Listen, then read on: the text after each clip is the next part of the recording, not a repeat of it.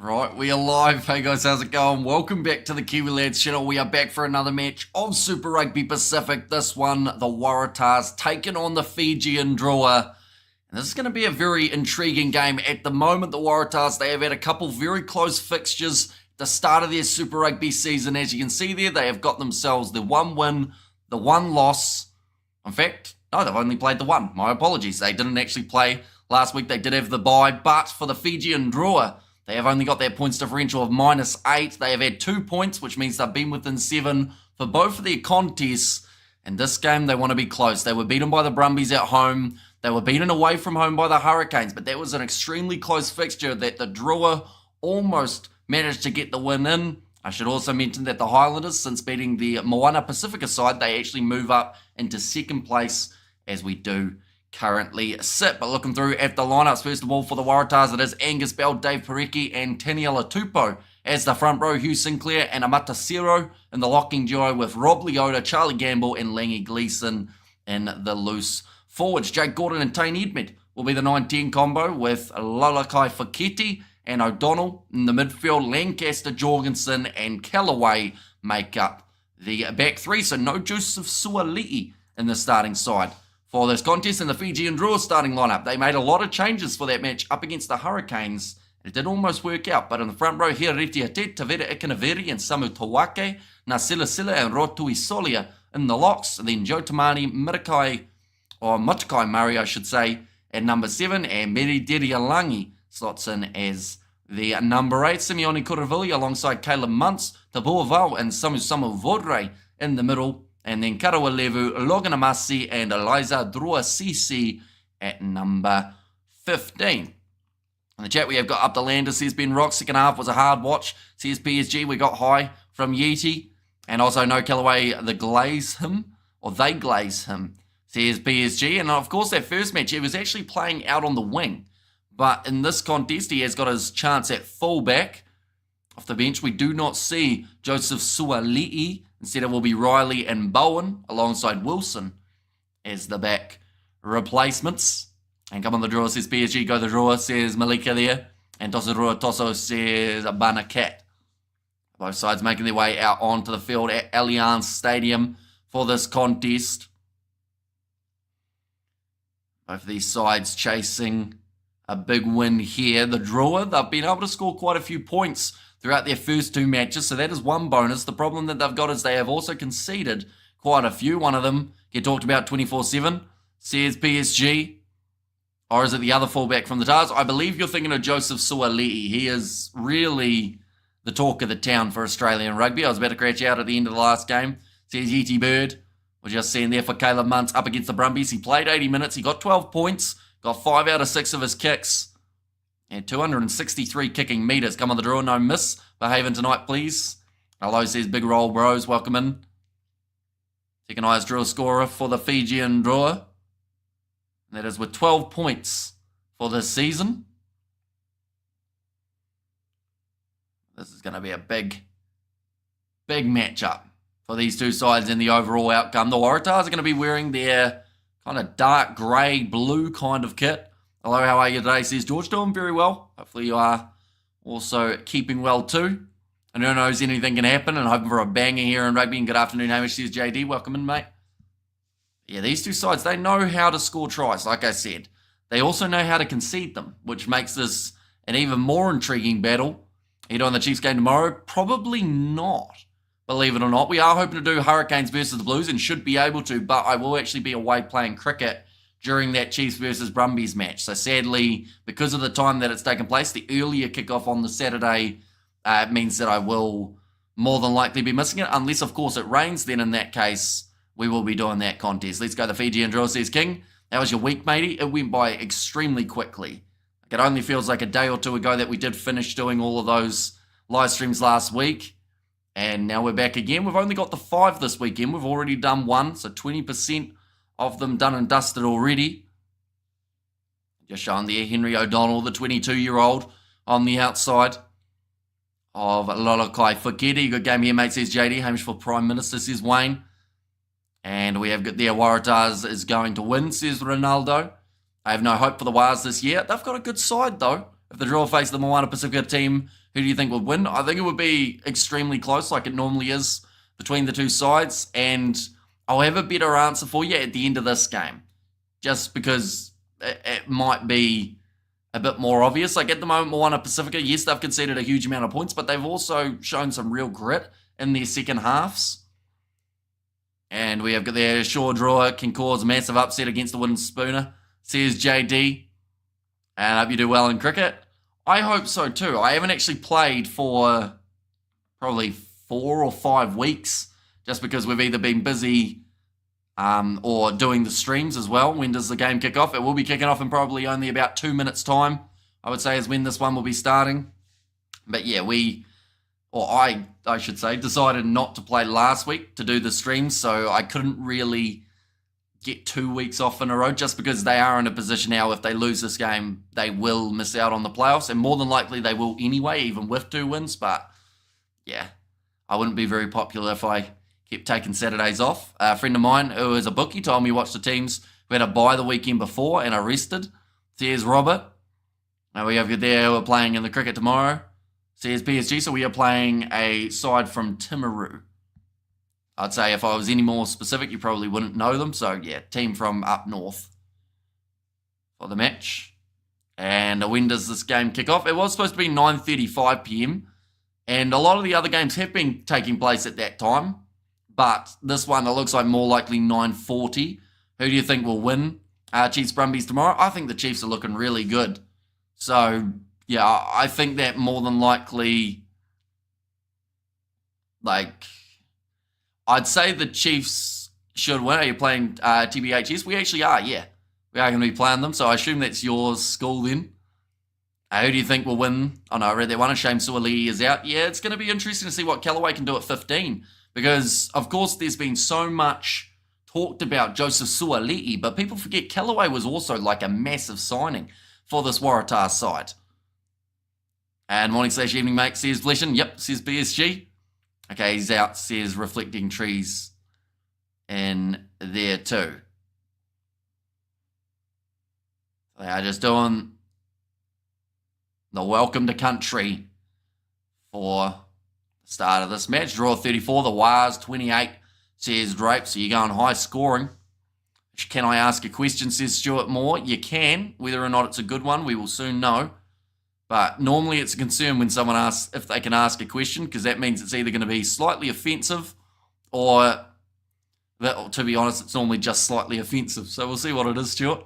And Bulavanaka Hamish, Fiji to the world. Who's top of the table at the moment is still the Chiefs, but the Highlanders, they are in second. And saw Callaway in person after a game. I was surprised he was taller than I expected, says Hanoi. And Chiefs win every year this time, but not a final, says Ronaldo. When are you streaming after this, mate? Says Wayne. So the next game we will be streaming will be 7 p.m. tomorrow, and that is going to be the matchup taking place between the Hurricanes and the Blues. He's a Wallaby, so 15 is in good hands. Let's go the drawer. Says Reflecting Trees. Yeah, like Callaway, I still think over the last, let's say, 3 or so years, he's been one of the more underrated players across Australia for Super Rugby. Like, the way that he was able to keep the the Rebels at time competitive was very impressive. Busy week, Hamish. We knock out those hours and head to the pub, says JD, and let's go the drawer, says Felipe. You're going to stream the Highlanders Hurricanes game next week? I believe so. Do they all do haka this year like in the Highlanders game? Not all of them. That one was more so for the passing of Connor Garden-Bishop in both occurrences. Just because Jackson Garden-Bishop, of course, playing for Moana Pacifica now. Six Nations over, who won? It is not over. We're 3 rounds in at the moment. The next round will be taking place next week, where there is that massive, colossal clash between France and Ireland. So that's going to be a great one.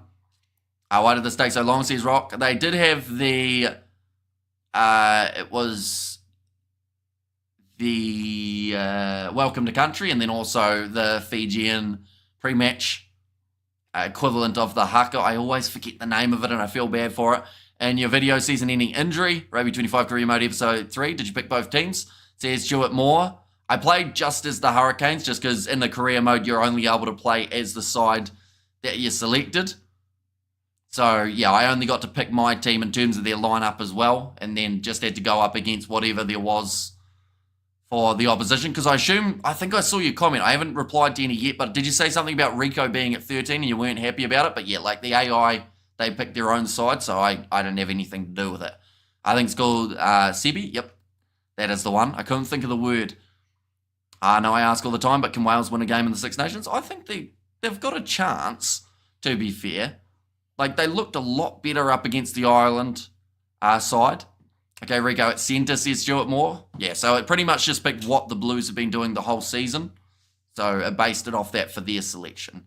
When is Wales versus Italy? I think it's already been, if I'm not wrong. I think they played in about week 2, and Wales lost by about 8, I think it was. A good kick from Simeone Kurivuli. Now, Hamish Bulladura says Moa Hunters. Who would be your best player in Super Rugby so far? I mean, Leroy Carter's got to be right up there in terms of what he's been able to do. If Finn Hurley had played in this most recent game for the Highlanders, he would also be up there. You've got guys like, Savia for Moana Pacifica. The fact that he's done so well in a new environment is great to see. Big shot coming in from Samu Tawake there on Hugh Sinclair. Now, it's going to be Leota. He's actually got number 4 on his back. He was supposed to be 6, so maybe... No, Sinclair's still there as well. Langy Gleeson's in the starting lineup. I'm just trying to work out who it is for the Waratahs that didn't start this match. There's so many late injuries and late changes that we've seen in Super Rugby. Most teams' injury list is up to 15. We have got there, did you even hear Dean from Dunedin on SENZ radio talking about Rico? No. Or do you ever hear, sorry? I don't think so. We once heard someone ranting about the centres during a cricket session on the radio. Why doesn't Wales just verse like USA or Japan try to get a win? I don't think that's their mindset. Like, they are in the Six Nations at the end of the day. And like I said, they were competitive up against Ireland. Yes, they were beaten in the end by 9 points, but I think everyone in terms of that Irish team said we probably got a little bit lucky to get the win there. They pushed us much more than we already expected, and they did expect a big game. A scrum feed now for Simeone Kurivuli. Can you predict who will be in the final? It's very hard to, but I think there's going to be a New Zealand team, and there's a chance there could even be 2. Let's go the Waratahs, says Judah. Going to have another scrum reset here. A little bit of a scrappy start to this matchup. Our time is 7 p.m. in South Africa. So 7 p.m. in South Africa would be 6 a.m. here in New Zealand. Oh, no, sorry. 7 p.m. here would be 8 a.m. South African time. I realised which way around you wanted that. So yeah, 8 a.m. for you guys in South Africa on Saturday morning is when that 7 p.m. game takes place. Scrum feed still taking place in this match. I'm hoping we'll have a free kick here if we keep on going with the same one over and over. It's going to be a knee down on this near side against Daniela Tupou. Now off to the right. The Rua Sisi goes out to Karawalevu, showing off his nice step. Managed to score himself a try in the last match that he did play in, but they did make drastic changes to the Fijian Drua lineup in the last match. Hoping to bounce back after losing the last game. I took Waratahs on over 55.5 as well. Now going back across, Eliza Drua Sisi to the middle, finds Joe Tamani, and then says Ronaldo, no worries at all. And Balamish ref tonight. Ref for this game, one moment, I'll quickly get it for you, as I can't actually remember it off the top of my head, but the referee for this contest is going to be Angus Mabey.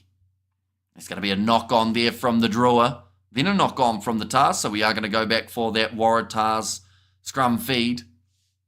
Seems like we're going to get a lot of scrums early on in this matchup, but hopefully they slowly thin out. The match goes on. What's your prediction for the Highlanders Hurricanes match next week in Dunedin? It's a good question, but we haven't seen the Hurricanes play this week yet, so it's very hard to judge. And Hamish, those names are exotic. You pronounced them perfectly, says Ruth. Thank you very much. Now Jake Gordon. He is ready to feed this one in. Wayne Stretch. Chiefs smashed him in the quarters last year, but maybe never know. Good luck to the Reds, says Big Roll. Come on the draw, says Matthew. And I think home field advantage is going to be a massive factor in terms of which sides do well. Final score for the Moana game, actually only 2 points separating them. 31 points to 29 after Moana Pacifica were down by 21 at halftime. But the Highlanders didn't score a single point throughout the second 40 minutes. Now, it's going to be a penalty advantage for the Tars. Lalakai Foketi. Tackle low. Tain Edmed goes across to the right-hand side. Here comes Andrew Callaway. Finds his offload to Max Jorgensen. Can also play at 15, so it's interesting that they decided Jorgensen on the right, Callaway at 15 for this match, even though Callaway was playing in the midfield, on the right wing for the last Tars contest. Lalakai Foketi, tackled low by Taveta Ikanaveri. Another offload. Here comes Angus Bell. And they're going back for the penalty. Chiefs going to make the finals. It's their year. Says Big Roll. Going to be a scrum feed. No, sorry. Hopefully we get a line out here rather than scrums. Even though the Waratahs, they were relatively dominant at that last scrum, so maybe they'd consider that as their best option. But I doubt it. I think the kick for the corner is definitely the more rewarding. And this might be a draw, says Ruth. Yeah, I'm eagerly waiting to see our first golden point time for this year. We've been close a couple times. We have got their draw always score great tries, but always lose the game at the end, says Ronaldo. The Reds will at least make the top 4. And the Blues going to get knocked out of the quarterfinals, says Yeeti. Big call. Nicely done. Last year, of course, facing the Fijian Drua in that quarterfinal. And Dave Parecki goes off to Gordon. Flat ball into the middle to O'Donnell. Protecting the ball nicely. Sinclair. Now off to the right, Amatosero. Almost there for Kuravuli to get the steal. Dave Parecki lined up. Edmed. Offloading again, keeping the ball alive at the moment. Lalakai Foketi. Another advantage going in favour of the Tars, so they can start moving. Oh, it's an ugly knee removal there for Daniela Tupou. Hopefully we'll be able to get back up to his feet and they will go back for the penalty yet again. Dunedin or Invercargill, because you said up north to Maru, says Big Roll Boy. Bros, not quite that far down. Halfway in between Dunedin and Christchurch. Good crowd, says Mr. Billy. Looks like a decent one at Allianz Stadium. Of course, it's never going to be sold out, but it looks all right. And it looks like Tain Edmed, once again, they are going to go for the corner here, the Waratahs. Thinking aggressive early, it's a good sign for them. The fact that they're willing to just keep on attacking as often as possible towards that corner post. And got her in time at last. Sun is up, nice and sleazy. Does it every time, always the sun.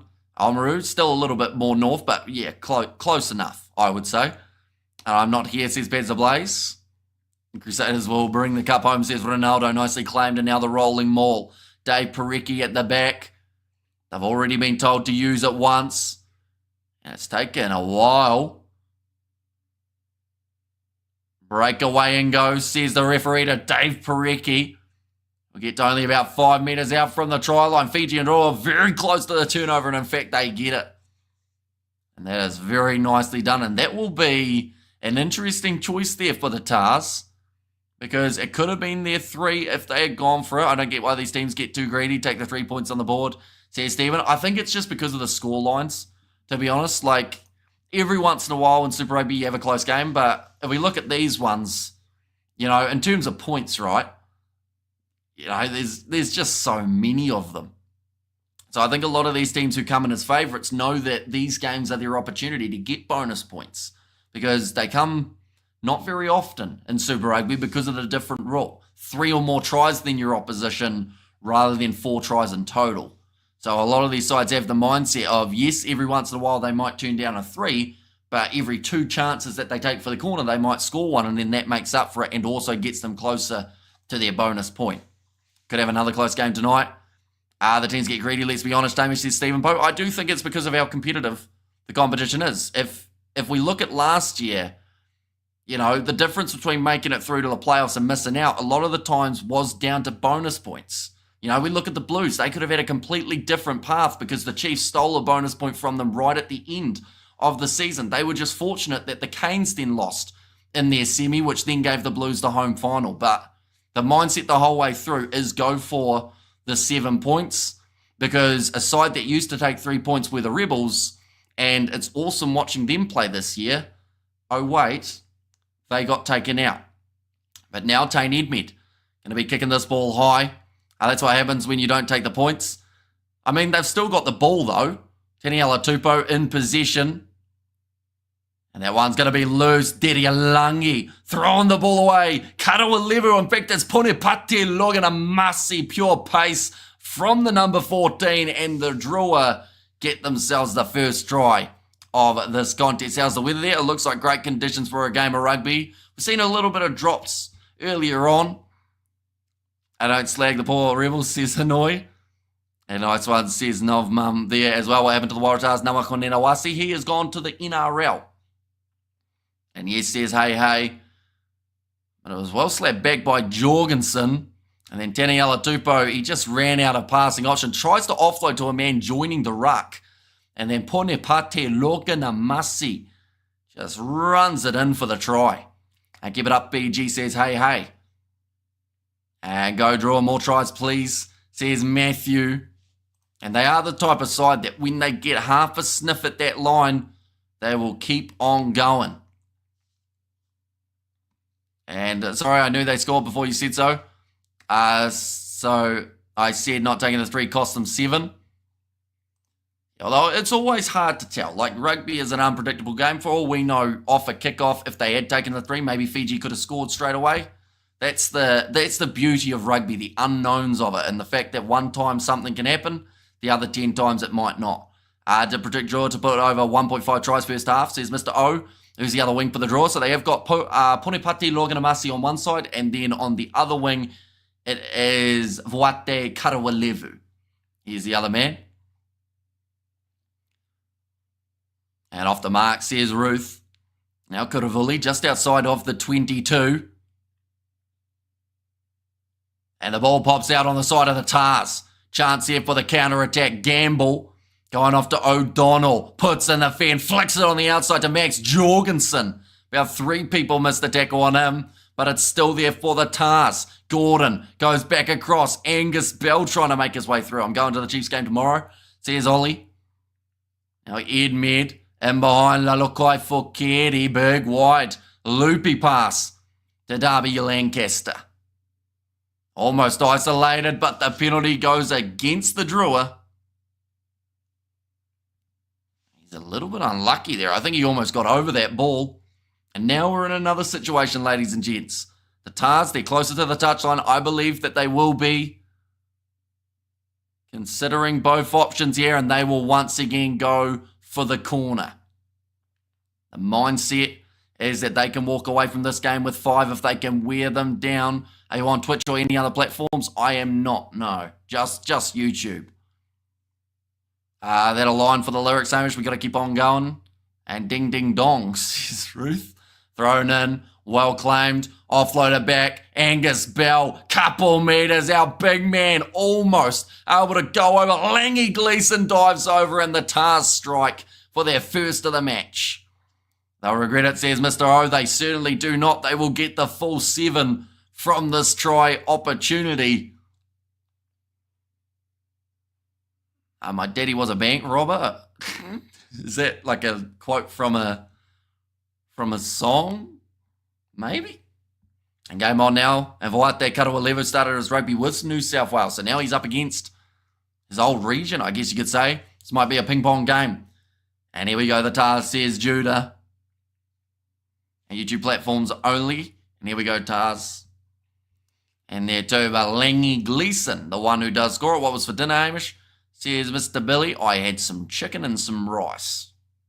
That kick's gone over. 14 minutes in, 7 points each for these two sides. Langy Gleeson making sure he kept low, sliding in. He almost ended up running into his teammate, which would have been pretty interesting to see what the ruling would have been there. Probably obstruction had it happened. Gleeson, that is his first try of the season up the Wellington Phoenix. Says 1 to there. Now kicked off. Tane Edmed inside of the 22. And that one does go into touch. See, theoretically here, you've got the Waratahs have turned down 2 3-pointers, and from one of those 2, they've scored 7 points. So they're actually up 1 point if you look at it that way. I bet it was over 2.5 penalties in this match. I have no chance. I now understand a little bit more why you were hoping that teams would take the threes more often. And you probably thought 2.5 penalties was a safe bet. But with Super Rugby, it's a really risky one because a lot of sides don't even think about going for threes throughout the whole 80 minutes. Now near the touchline here, the Fijian Drua. I'm back across Samu Tawake. Tackled in the middle of the park. Got a volley, goes short. Oh, that's a risky offload, and it's going to be knocked on. It's also forward, just to add insult to injury. The Waratahs now are going to have themselves the scrum feed. Yeah, I've noticed that now, pal. This is Stephen. I feel like there's a bit of hostility in that one, Stephen.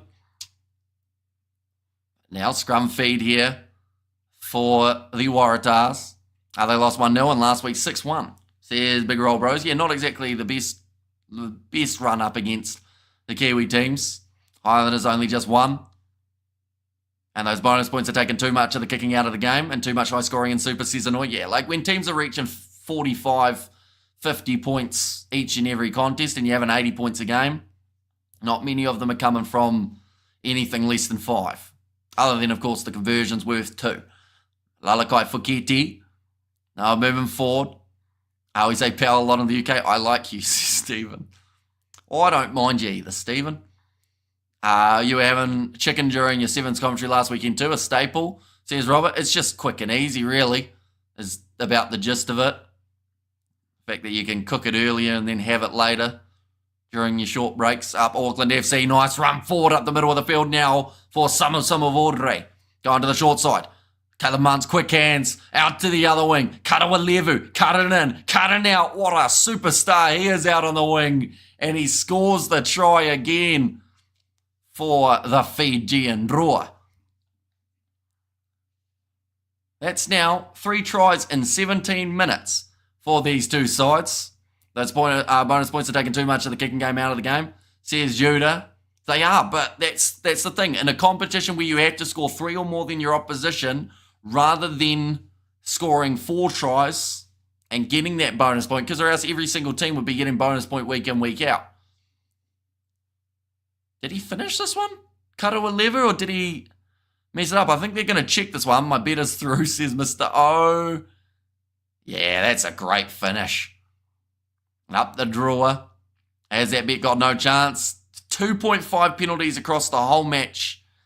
Maybe later on. Honestly, I think you're more likely to get those 3-pointers in the second half if it's close than you are to get them in the first, which is normally the opposite for a lot of comps, but that one has missed away to the side. So the score will remain 12 points to 7 in favour of the Fijian Drua, but both wingers.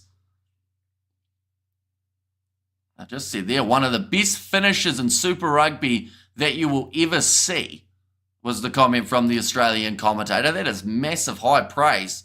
But yeah, sold them in, sold them out, and there will great tries, or there will be great tries in this game. Yet we've already seen some classics being scored, and we're only 18 minutes in. Great take from Eliza Drua Sisi off the kickoff.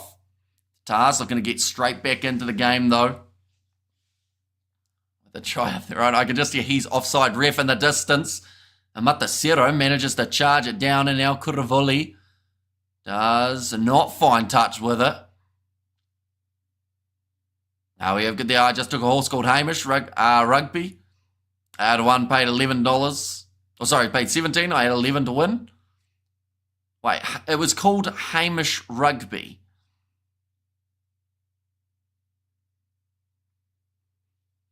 Are you sure? That Junior Ratuva, draw winger, is probably the tallest in Super Rugby Pacific. Yeah, he's about 196, I think we learned in the last live stream of the draw. Big individual, and not even out there on the field at the moment, and they've still got 2 tries out on their wing. Carrying meters, 103 already for the draw compared to the 57 of the Waratahs. You guys, very good basketball down under 2. I watch the game sometimes, says Judah. Now, like it's going to be a scrum feed near the halfway line for the Waratahs. Draw just having... Oh, no, sorry. Draw have got themselves a scrum feed. And the penalty does go the way of the Tars. Loose head going down, so that will be against Hereti Hitet. And that is won by Taniela Tupou. I prefer watching netball, says Justin. But 20 minutes gone. Looks like a physical game. Fiji hitting hard, says Annoy. Yeah, we've seen some big hits as well from the Tars, so I feel like they know that to win this game, they have to match physicality, which is something a lot of sides struggle to do up against the Fijians.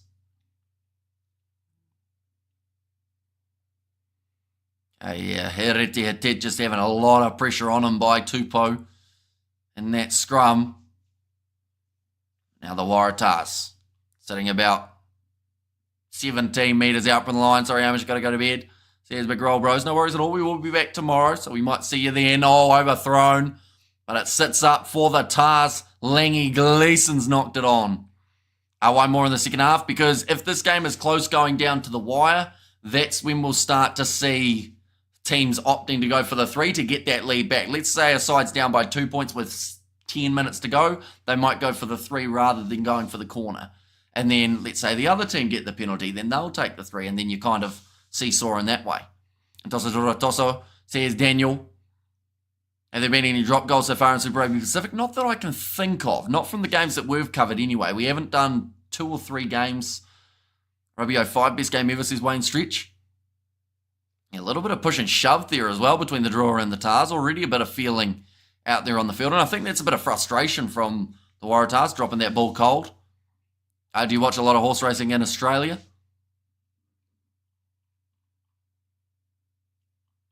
But now, big scrum from the Tars, and they'll get the penalty right. This is a kickable 3, but they are down by 5. Oh yeah, Matasero getting right in the face of the Drua. Okay. So there's already going to be a warning now to both teams, pretty much saying if you're going to continue on like that, we're going to start penalising people. Refs pretty much said no more. You know the Collect family, Wade, says Judah. Please remind me which team you support, your main team. I don't actually have one, so that's possibly why you forgot. Dosa Drua, says Blanche. Right. The Waratahs have got themselves another line out. And I hope you do well tomorrow by chat, says Big Roll. And Hamish would look good in a Stormers jersey, says Justin. Nicely thrown in. Gamble, offloaded back once again. Same move that they just used. Angus Bell, 3 metres out from the try line. Passed off or skip pass. It has gone straight to the Drua. I think they wanted Rob Leota, but he was leaving it for the man in behind him. Max Jorgensen has to get back, claims it on the halfway line. But the Tars have lost a lot of meterage again here. You were going to ask your uncle if he knows the Collect jockeys. I was, but I haven't talked to him since a wee while before that one about asking him. Now sitting 22 metres out. Now Jake Gordon looking for this ball. He has found it. How many red cards have we seen? And Benny match. Have they seen in bed? I'm not sure what the question is there. And Waratahs out, says Ruth. And in Union, they take 3 all the time, correct. But in Super Rugby, they opt against it. And that is because you need 3 or more tries than your opposition to get a bonus point. And a lot of the time, you need tries to be able to win games.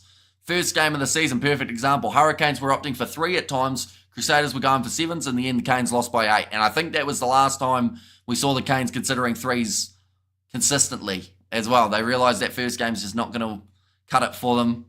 Another line-out throw. This one's going to be about 5 metres out. I feel like Dave Parecki's on the verge of getting a try here. If they can just get the rolling maul right. To Fijian Drua's credit, though, they've defended it perfectly. So Nasila will get him back. Nicely taken. And now, once again, the rolling maul's going. This is looking much better for the Waratahs. Still there. Looks like it was going backwards. Parecki considered going himself. Now off to Lalokai for Kitty. Offload to Gordon. He's shut down and swarmed by the Fijian Drua. And they've given away another penalty. If they went for 3, I'll be up by now, Gura, says Stephen. Yeah, they've had about 4 chances at 3 that they've turned down. But they'll continue going for the corner because if Fijian Drua end up giving away some more penalty advantages at some point in this first half, they could even find themselves being a man down. Oh, is this now the 3 points? It's up to you, says Sorelli. Thank you very much, mate. Greatly appreciate it.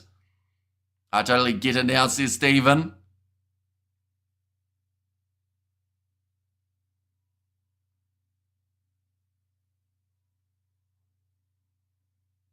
Oh, you've already called it. You've got about 30 seconds. So they will take the 3, Stephen, but only because they accidentally called it, by the sounds of it. So Jake Gordon originally said posts.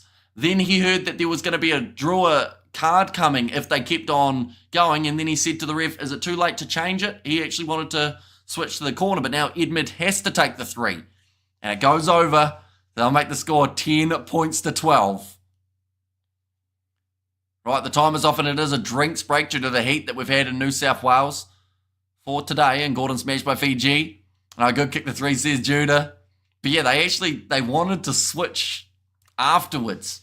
Because Gordon, I don't think he realised how close the Drua were to getting themselves another penalty. Why don't we use our neutral referees rather than Australia and New Zealand referees, says Kiwi Rob. I would say probably financially it wouldn't make sense to bring in referees from the Northern Hemisphere.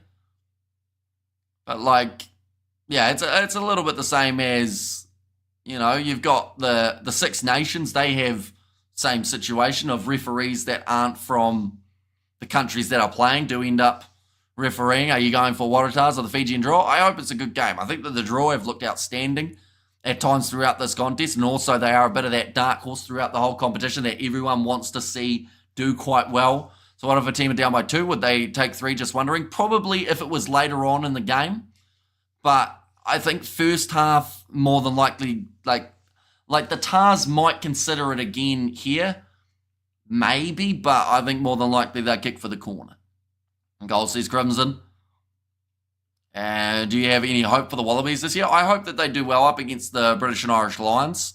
Same with when they go into the Rugby Championship. But yeah, it will be very interesting. But a lot of referees are ex-Super Rugby players though, Hamish, says Kiwi Rob. That may be the case, but like at the end of the day, if they do show any sort of bias, I would like to think that they'd be checked on by World Rugby.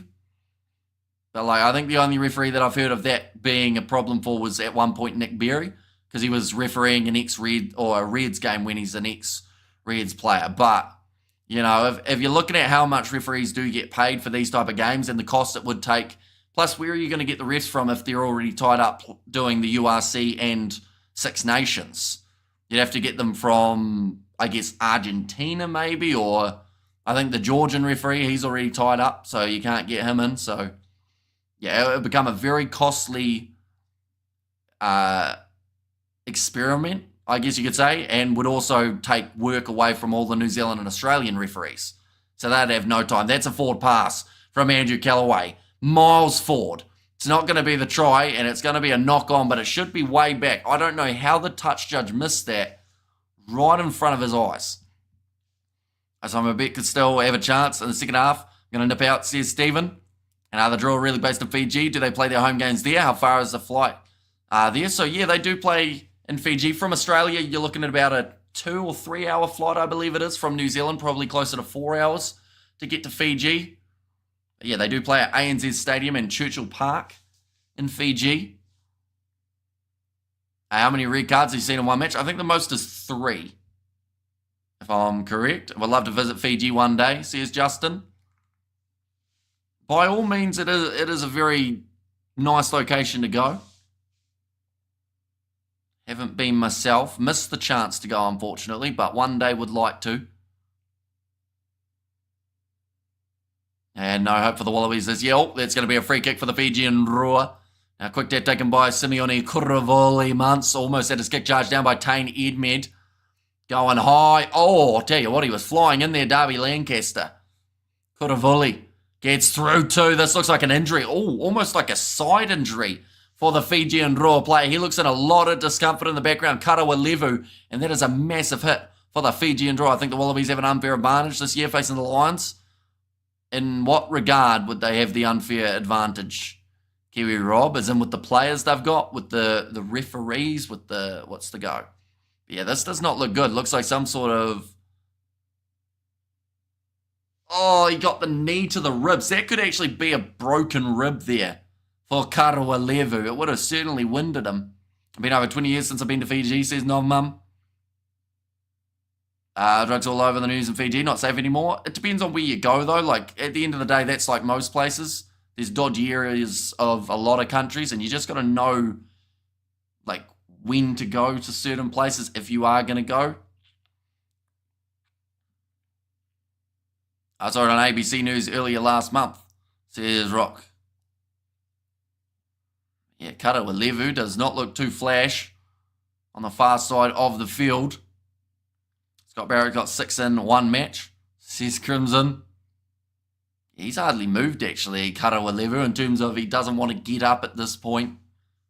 Just hoping that they'll become a bit less tender.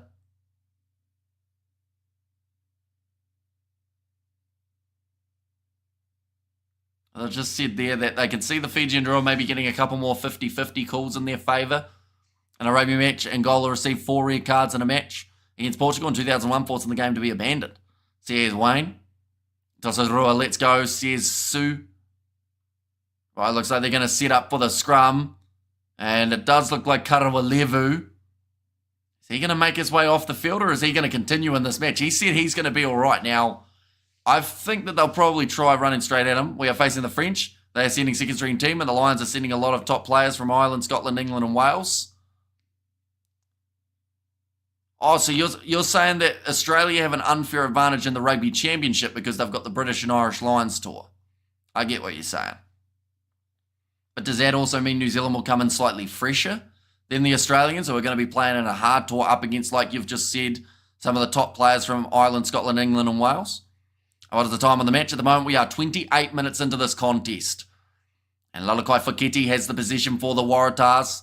About 30 metres out from the line. Bring Junior Ratuva in. Here's Mr. Billy. Charlie Gamble. And does have to be released.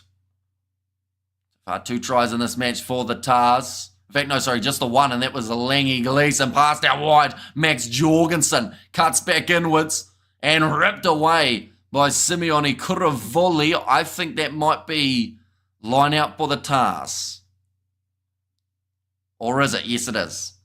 Line out for the Waratahs here. Thanks, boys, says Ruan. No worries, mate, I guess. And go the draw, says PSG.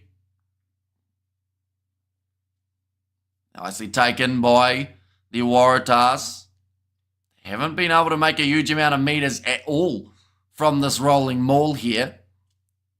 Now it's back available, going short side. Angus Bell steps around Asoana Silla. Now Gordon off to Gamble.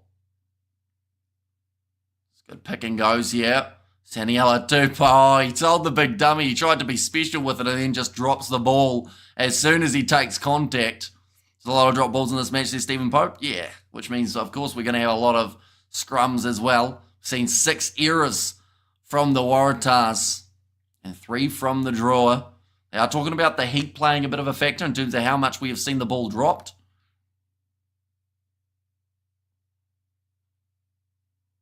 And Butterfingers says Matthew.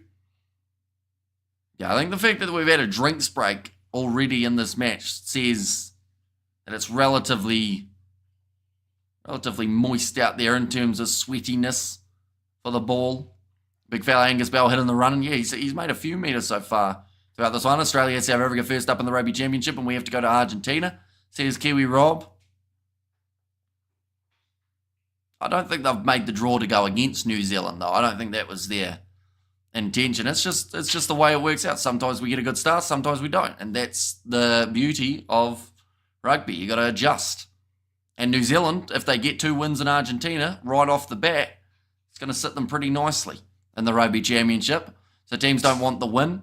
They want the tries. Is that correct? Well, the win normally comes with tries, because in Super Rugby, the only side last year that took a lot of threes on a regular basis, in fact, the year prior to that as well, was the Rebels. And unfortunately, I mean, they finished their highest that they ever have, making it through to the quarters, but unfortunately, like, threes just don't normally win matches of Super Rugby. Maybe in the playoffs, yes, but in the group stage matches, you're very optimistic.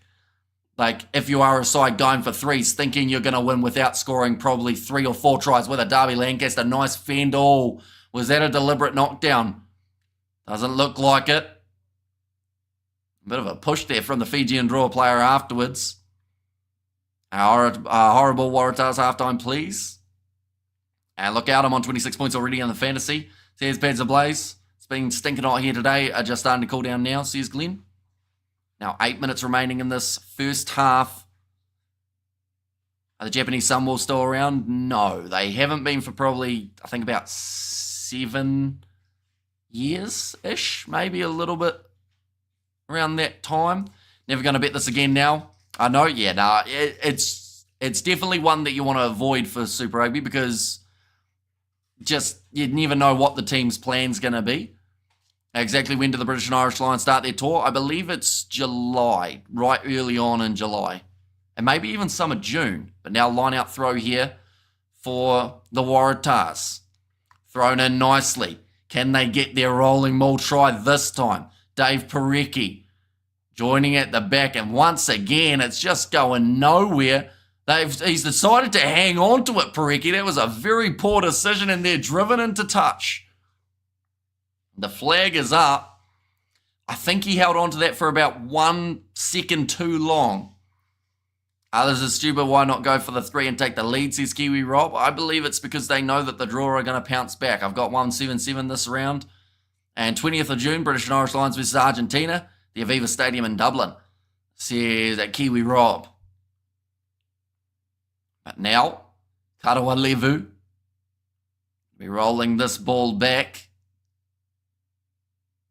And I believe he will look to kick this one towards the touchline. I think Matasera had a decent argument there because the referee was telling him to stay out of it, but Kuravuli had it in his hands and he had to take it back a metre or two before going for his box kick. So Matasera was just wondering when exactly he is allowed to go for a charge down when Drua half has it in hand. Dave Parecki now ready to throw this one again.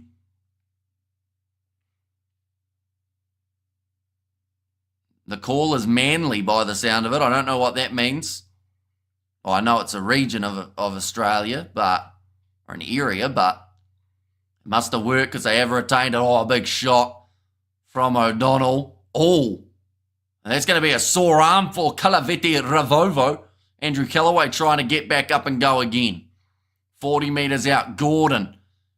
On with the skip pass out to Rob Leota. Offloads it now. Grubber from Derby Lancaster. Samu Tawake of all people is back there to try and cover it. Angus Bell makes the tackle on Drua Sisi.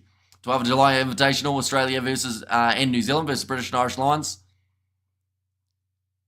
And I understood this part of the game is to get tries, but I'm not taking the lead. Are you taking a risk of losing the match there, Stephen? True. And sometimes it does backfire for the sides, but more times than not, Super Rugby games, with the exception of the first round a little bit, looks like Rob Leota's got a little bit of a blood bin situation going on here, bit of a cut. Thrown in. Dave Parecki takes it nicely. Langy Gleeson almost through. Gordon goes back across to Lalakai Fuketi. Andrew Callaway stepping well. He had a much bigger involvement in that number 15 jersey than he did out on the wing. Amatosero, 2-man tackle on him, and the ball's been stripped off him. They'll frustrate the big man, Tavita Ikanaveri. Now 35 out. That looked forward from Kuravoli. Maybe just the angle we're looking at it though. Ponepati Loganamasi tackled.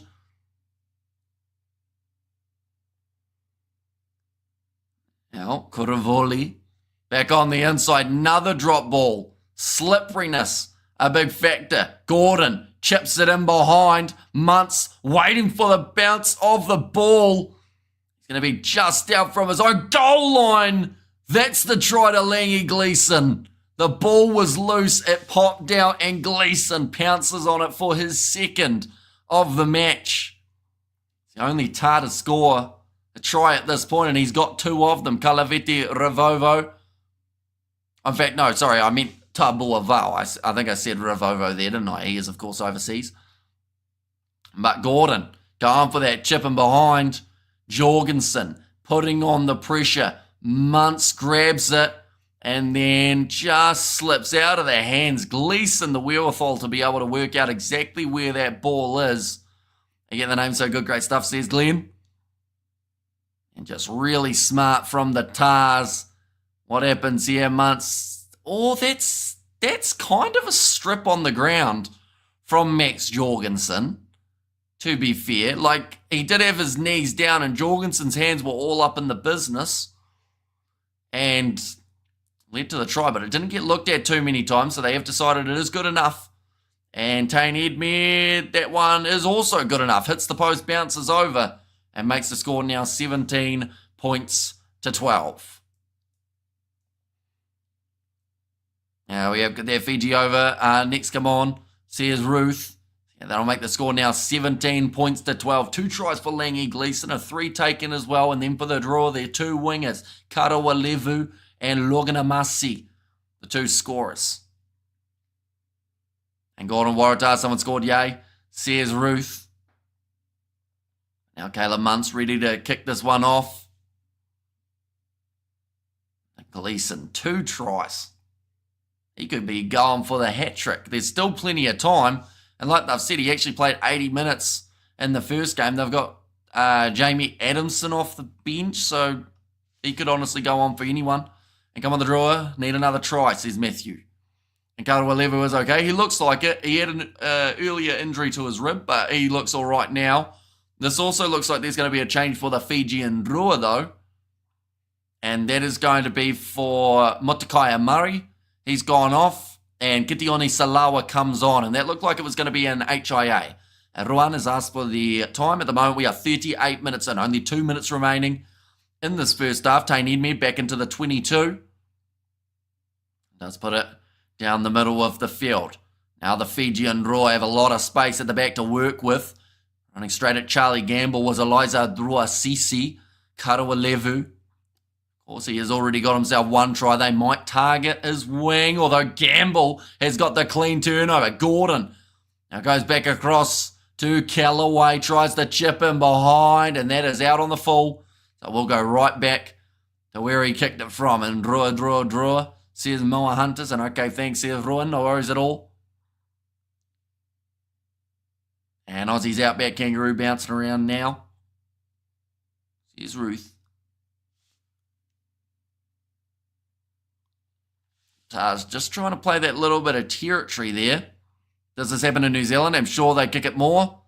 In provincial rugby, you'll see a little bit more kicking, but Super Rugby-wise, like I mentioned, the Canes tried the 3-point tactic in the first match up against the Crusaders, and they lost.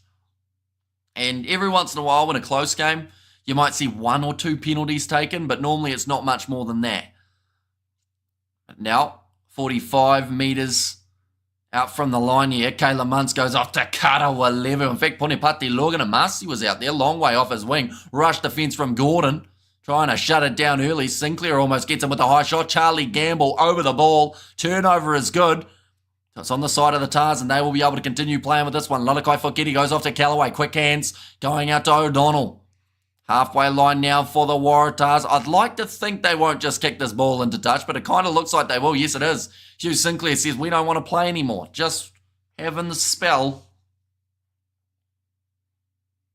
But yeah, that wasn't too expected from the Tars to not want to go for one last attacking play. Definitely when they're almost in the opposition half. So how many tries they need to score for a bonus? Well, that's the thing. It varies. And that will be a very weird statement because, of course, Six Nations, it's 4 tries. URC, 4 tries. In Super Rugby, you need 3 or more tries than your opposition. So that means you could score 12 tries in a game, but if your opposition score 10, you don't get a try bonus point. 3 or more. So, for instance here, the Drawer have got 2, the Waratahs have got 2. If someone goes on to get 3 more in a row without the opposition scoring at all, they would get that bonus point. So that is why you see so many sides going aggressive, going for the corner and trying to create enough chances to actually work their way towards those bonus points, because they are a rarity at times throughout this competition. As you can see here, after the 2 rounds, the Western Force, they've had 2 wins from 2, but neither of those they've received a bonus point for. The Reds, they had a win by 20. That was enough to get them the winning bonus point. They did need those 3 tries extra over Moana Pacifica. The Chiefs, they've had 2 good wins, including one over the Blues, but it was only their game last week up against the Crusaders that they received the bonus point, and then the other bonus point you can get is for being within 7 as a losing side. That's a crazy rule. It is, but it also forces teams to go more aggressive. It forces them to play more running rugby, which a lot of people have said leads to more entertaining games. Yes, there's a few more times where defences aren't looking as strong as they should, but just down to fatigue. Crazy pace that it's played at. Hey, Hamish, I've been looking at the TV guide saying Moana Pacifica versus Highlanders in Auckland at 11 o'clock tonight. Well, that is probably a replay, I would say, as that game has already taken place. Thanks for making me understand that now, says Stephen. And Hamish commentary is stunning, and Waratahs tails are up. Fiji have to up the gear, says Ruth. Hello, with Fijian Drua being within 7, I feel like that's a pretty handy spot for them to be able to build on throughout the second half and just slowly keep on pushing their way in the right direction. Yeah, second half I'd say is about probably 10 minutes or so away. We will quickly get the stats for that first half. I think that draw last warning's probably gone away now, and that's where the Tars, when they did take their 3, they possibly lost that opportunity of going for the yellow card attempt. So let's be honest, my bet won't be winning. The good news about it, because you had to have 3 penalties kicked, didn't you? So the benefit you've got is the fact that these 2 sides are close at halftime. All right, so, you know, if we saw, let's say we saw the Drua score again and it makes it 19-17 and then we get closer to the end of the game, we might see the Waratahs opt to tap over a 3. The Drua often will go for 7s if they can, but maybe they'll take on a 3. So for your sake, you need a close game in the remaining moments, or else, like, if it's a runaway, both sides are just going to go for 7s. As Joe Tamani on the reserves, he's actually in the starting lineup for this match. He's had a couple decent tackles made, couple runs too. In fact, what we can do is we can go to him and we can tell you exactly all of his numbers. So he made 3 passes, he made 5 tackles, he's missed 1, and he made 7 meters throughout that first half. But in terms of stats, overall possession is 59% in favour of the home side, the Waratahs. They have both scored 2 tries in this contest. Few extra running meters for the Fijian Drua, sitting at 193 rather than the 178 that was seen of the Waratahs. Defenders beaten 23 for the Waratahs compared to the 9 of the Fijian Drua. Offloads 8 coming from the Tars, but that can be a risky game in these kind of conditions where the ball is a bit more slippery. And I'd say that that's probably led to quite a few of their handling errors throughout that first half as well. Defensively, we have seen 20 missed tackles from the Drua. They have made 64. So if it's like 20 minutes left, our team up by 2, other team will kick to take the lead, probably. But no guarantees, because some sides also look at that as their opportunity to really crank it up and try and go for the big win too. So, yeah, but that's your best chance. 48 tackles for the Waratahs. They have made or missed 11. Hi, Anthony, how you doing? Says Simran, welcome in. Hope you are doing extremely well. Highlanders getting themselves to win up against Moana Pacifica earlier on, so I'm sure you'll be very happy about that one. Even though it was a close game, they almost butchered it, but just narrowly hanging on. But this is also a very close game between these 2 sides. And we have got their good game here, says JD. Yeah, it seems like one that could easily go either way. We've seen 2 tries for Langy Gleeson in that first half, one of which was just off a loose ball in the 37th minute. And then Ponepati Loganamasi, he scored 1. Vuate Karawalevu scored another one. And those are the only 2 tries for the Drua. So if Drua might go for 3 to go up by 8 as well, pal, possibly. Unless they're at the mindset of they want to just keep on ramping it up. And I screamed when they won. I was on at work. I was not embarrassed at all, says Simran. And at 17-12 isn't done. Fatigue will feature second half, I reckon. Get tired, Gats get tired, discipline slips, cards. I hope the to and fro continues. Close games are the ones I prefer, says Gurnovik. Yeah, like the only way that a one-sided game is enjoyable is if you're the team that's winning by a big margin, right? And even so, you kind of go, I wish we got to see a bit more from the other side. So, like, this is the perfect setup for a great second half in this matchup. And, yeah, hopefully it does end up delivering. They're just showing the... who's that fella? It's not Jorgensen. He's in a suit, and he's got the ears that stick out quite far.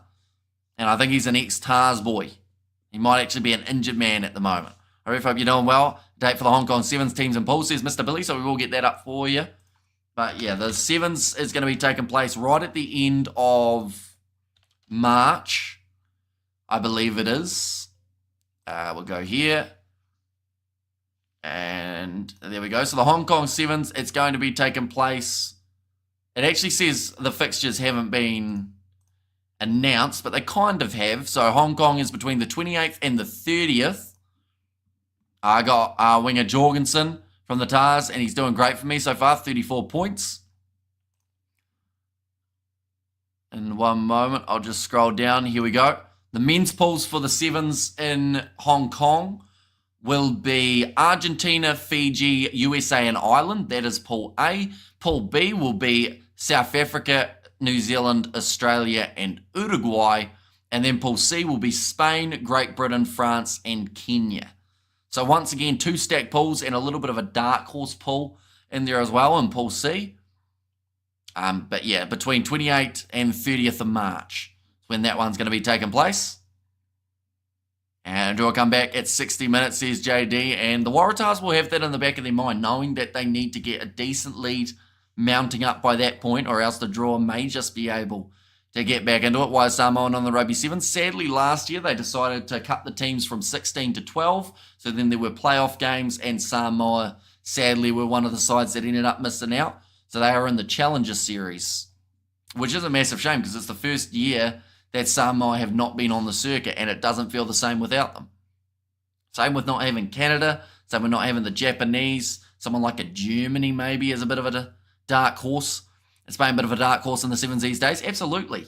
In fact, they're slowly going from a dark horse to an understandable favourite.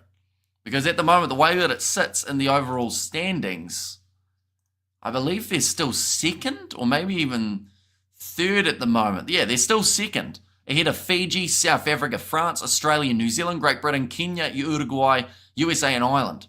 The only side above them is Argentina, and they've only had one. In fact, they've made it to every semi-final, Spain, so far throughout the first 4 leagues. So they've gone from, yeah, like I said, gone from an underdog to now being a real contender. And they push a lot of sides, which is fantastic to see. The Six Nations needs a few more easy bonus points in it, as it's a small competition that can be tight, but needs a winner, says Fleshin. Yeah, that's true. Why do they do it for the URC, though, I wonder? Because, of course, a lot more sides in that comp, a lot longer, but I guess that's just, it used to be the stock standard. 4 or more, you get the bonus point. And Super Rugby, at some stage, I believe, did have that, but then I think they changed it up a little bit to try and force teams to play a bit more attacking. It's a little bit similar to what we saw for the 50-22 when that was incorporated into the game of rugby. That was so that sides would try and go for offensive kicking and create a bit more space for counter-attacks for teams.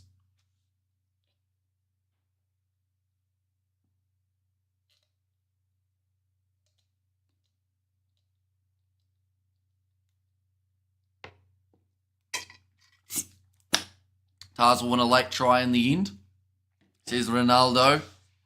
Yeah, honestly, I feel like a late try in the last 5 minutes or so of this match is definitely not off the table, which is great news because we wanted at least one game that went down to the wire. And I mean, Moana Pacifica versus Highlanders already did show it. Stephen Kitsoff retiring. He'll be missed day, says Glenn. It'll certainly be a figure in rugby that will feel weird not to have him. I think a lot of people have gotten a bit used to not seeing him in a rugby kit just over the last couple of years. He's been really unlucky with injuries. And like, it's not an easy decision, but I believe it's definitely the right one. Like, at the end of the day, that man was close to, like, pretty much losing feeling in his legs and becoming paralyzed from his last injury. So you don't really want to take that risk of having that happen again. You gotta pick your battles. And I feel like Kitsov, I don't know whether coaching is something he'd like to look at. I don't know if commentary something he's ever considered, but I'm sure he'll be somewhere in a rugby picture in the future. I wouldn't know about my teams being on the winning side of a one-sided win, says Fleshin. Thought Wales did all right last week, maybe first win this weekend. Yeah, they did really well up against the Irish, and I think a lot of people, I actually said it at the time. And I feel like it was probably a fair statement, and I mentioned how well Wales were playing, and I said that the sad reality is Wales still need to win their game up against Ireland, or else people will go, oh, they lost, same old Wales. But it was a different kind of Wales out there on the field. They were playing some of the best rugby we have seen across since, honestly, that World Cup in 2023, maybe even prior to that. And it's just from a couple little switches, switch of mentality, switch of players out there. So, I think that some people probably still aren't giving Wales, like they're saying it could be a one-off and that they still lost to Ireland, so it doesn't matter that much. But Ireland, they've mentioned it many times, they felt pushed. They felt like it was never going to be easy at the Principality, but maybe even harder than they did think. It looks like second half is not a mile off taking place, ladies and gents. Do let me know your end score predictions in the comments.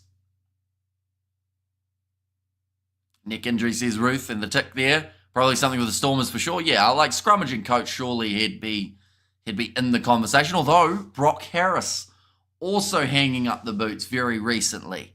So that means you've got two Stormers guys who could both be a scrummaging coach that will not, they'll have to fight for that spot. They'll probably have both of them. Imagine that as your coaching kind of setup. And Kitsov was number one prop for years, as Bears say. He is a potential coach. He and Marks have successfully launched a beer in South Africa called Bomb Squad. Says Robert.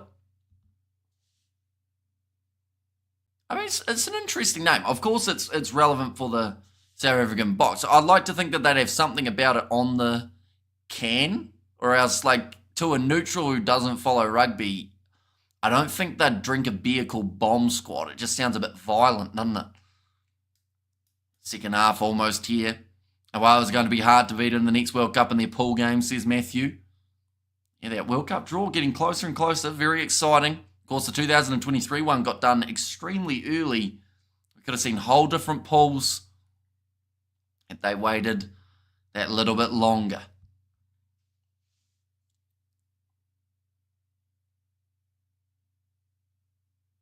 Playing a bit of Have You Ever Seen the Rain? I don't actually know what that song's called, but that's the quote that they've just had. Are you doing an early All Black squad? Says Kiwi Rob. Probably after Super Rugby, we'll do a prediction. That's normally what the plan is. I've seen enough. Give Rob Leota that 6 jersey for the Lions series. Bobby at number 8 and McGright 7. Rob Leota 6 is the way to go, in my opinion, says Xavier. Do you squeeze Langy Gleeson off the bench, Xavier? The Bears doing very well, Bomb Squad. Says Robert, yeah, see, it will do well in South Africa because people know the relevance of it. And hopefully they've got something like a Springbok logo or something about the story of what the Bomb Squad is. Because I'm sure rugby fans are well and truly drinking it up. But it's just getting into that outside market of rugby that I'm sure they'll eventually want to break into. It's funny, your voice is echoing in my house. My wife is such a good sport, says Reflecting Trees. So shout out to Reflecting Trees' wife. She might, I assume she knows that's your username. If not, then she'll be confused. So who's going to win this? I ain't watching, says BSG. I think that momentum is definitely going back and forth. The Waratahs have had a decent little run. Oh, that's going to be a knock-on. Dave Parecki had to take a big hit there. It's going to be the drop ball from, I think it was the Big 18. I think they've made the change. Masaki Nonge. And Gleeson off the bench as Bobby V. Play 6 or even put Pete Samu back. He's so underrated. And who remembers Stein grenades, says Glenn. I call them a hand grenade instead. And we need draw to win, please, says PSG. I mean, both of these sides definitely do want the early wins under their belt. The Drua are known for being a side that do well at home, but not away, and they've got themselves a penalty conceded here.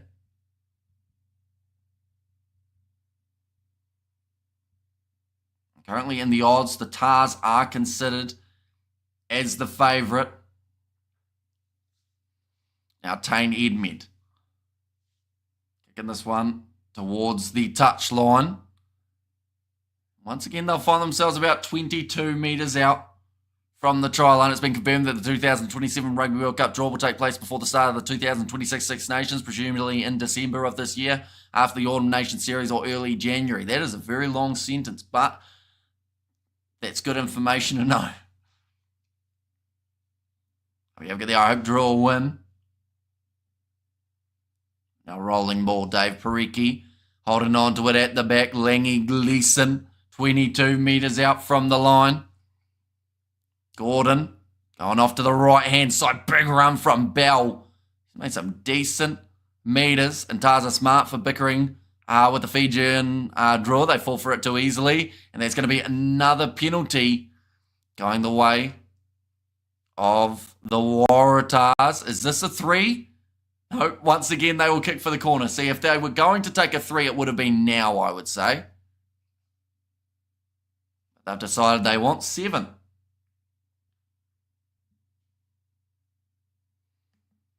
Dave Parecki, in fact, it was Bell that time who got underneath. Wallabies getting flogged, mate.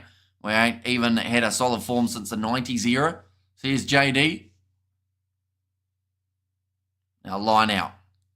They've been close with this line-out maul, but every time the drawer have found a way of stopping it in its tracks. Can they do it this time? Once again, looking for that maul. The drawer holding strong, although this one now starting to creep that little bit further towards the line. Langy Gleeson trying to pull a man down. Dave Parecki, that looked illegal, but he'll score it anyway. And Dave Parecki over the try line. And now Parecki, 2 starts, 2 tries, I believe. I think he did manage to come off the bench last week and come back out there. No disrespect to Gatland, as he is a legend to us, but he had become too predictable. And his game plan, teams knew how to beat us before a ball was kicked. And misbehaving from the draw. Yeah, that was probably going to be a yellow card against Herete Hitet had it not been a try for Dave Parecki. I don't think he quite got in through the gate at the back. Parecki over. 2 tries so far for Langy Gleeson. He's getting closer to the Tars. Both over and Tars win. And Dave Parecki started last week, says Xavier Brown. He certainly did. 2 starts in a row. And then he came off for the HIA, came back on, and still managed to fire back with a try. Now Tane Edmed.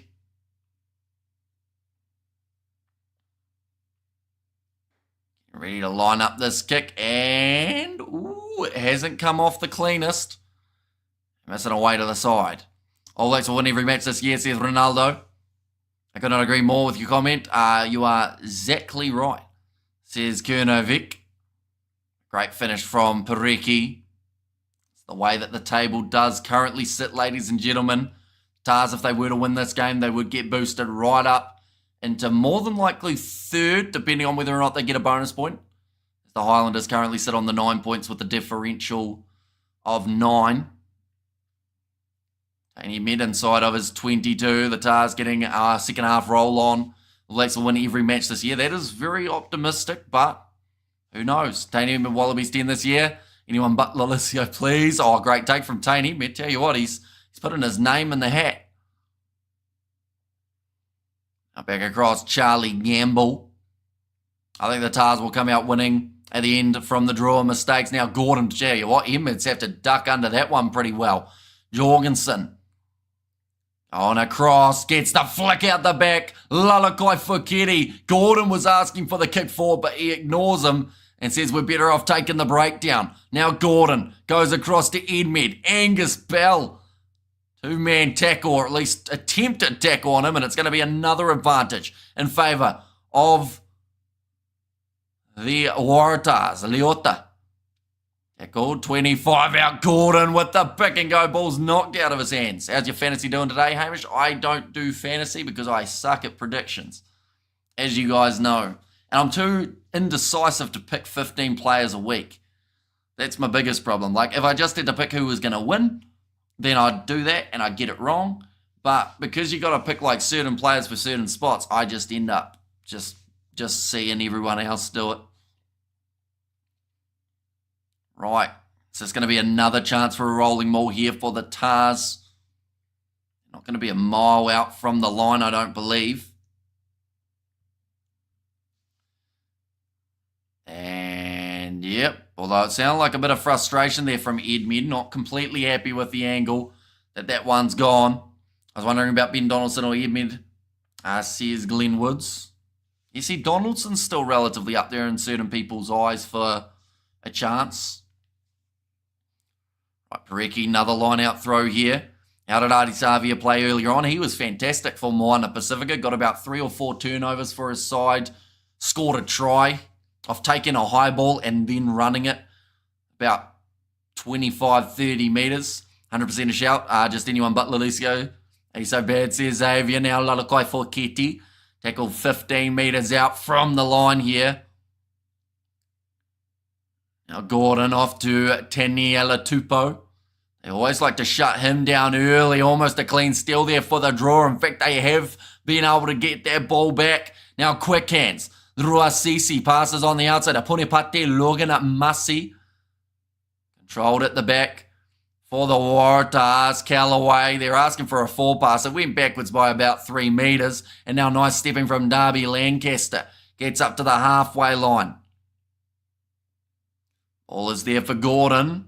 Back into the pocket. Edmed will go for the kick down the middle of the field, trying to get a little bit of extra territory, and well marked by the drawer.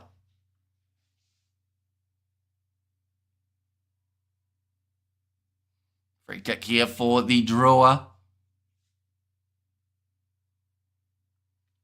And now kick does go into touch. Right, line out throw for the Waratahs again. They're up by 10 at the moment. And All Blacks will be the best this year, says Ronaldo. And Hamish, where's George? George is at his house. Oh no, George might actually still be in a paddock working at the moment, since it's been a relatively nice day. So he's probably got the high beams on, harvesting. Don't spend all your money, Ruth. Thanks, JD. See you soon, says Ruth. Now Dave Parecki, nicely taken by Rob Leota at the front. Edmed with a short pop pass up to Charlie Gamble. Almost threw the Tars off. Gordon, Bell. Made a lot of metres today, although that time he goes backwards 1. Now Gordon off to Langy Gleeson, who throws himself at Masake Donge. Looks like Bell was a little bit slower getting back up to his feet here too.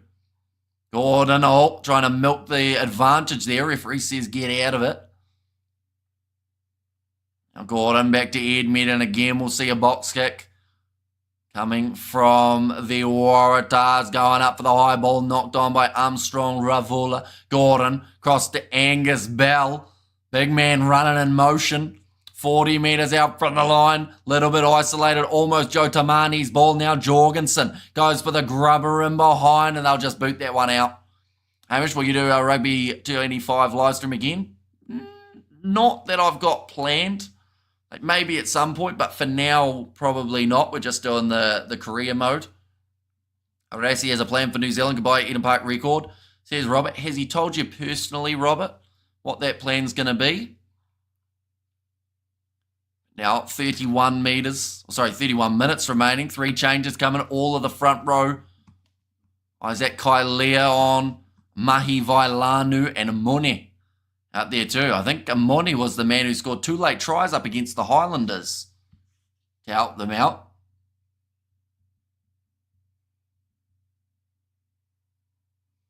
And we over there, shopping is fun. And we've got the ice cream awaits, says Ruth. Now Vailanu throws it in, and it's going to be stolen early by the Fijian Drua. Kuravoli, not a lot of space to work with there for Karawalevu, who somehow gets his offload on the inside.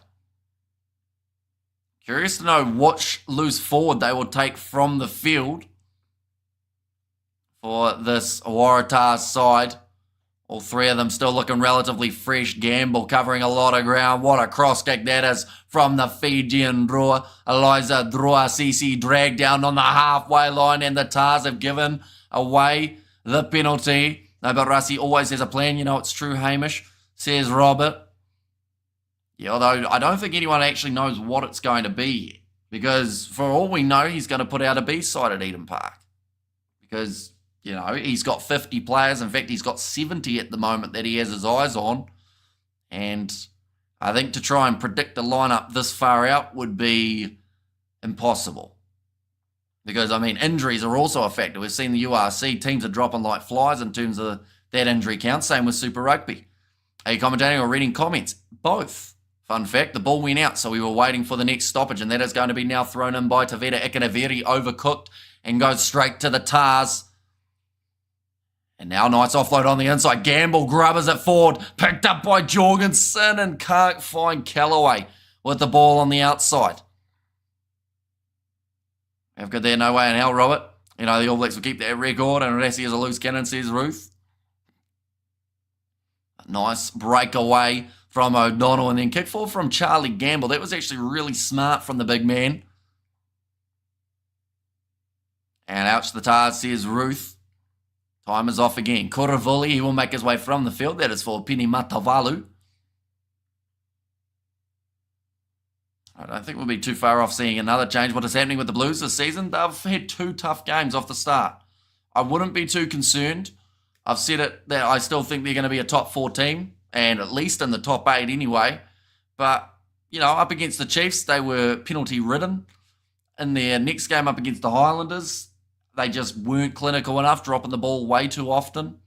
They'll learn, they'll come back, and they'll once again be a real contender. They got a little bit of those early season blues, I guess you could say. A little chip in behind, beautifully done for the draw, but the ball doesn't quite bounce up nicely. Callaway has to jump on it. Counter right coming from the Fijian Drua, but it bounces out for Darby Lancaster. Looks for the touchline, can't find it, and the Drua now has another chance. Rassi can bring all his plans, it won't help him see Glenn. Now up to the halfway line, that's a huge hit from Hugh Sinclair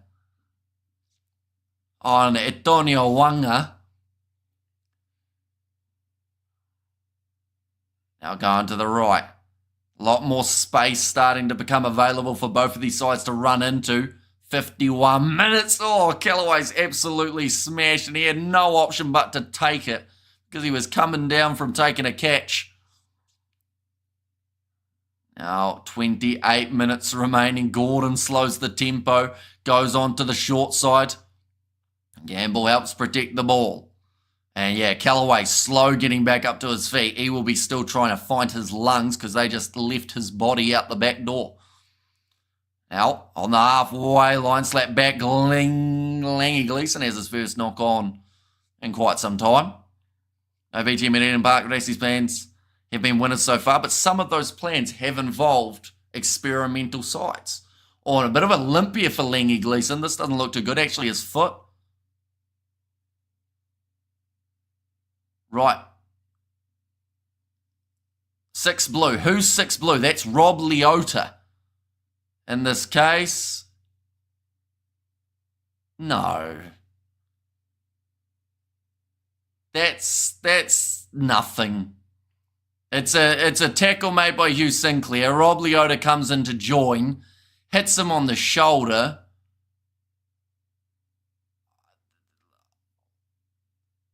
I think you're pretty unlucky if you're Rob Leota here.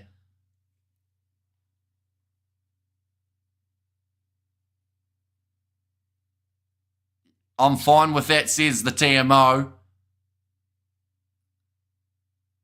So it sounds like it's just going to be a penalty here.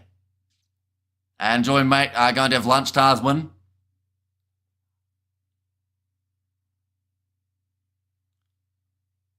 Okay.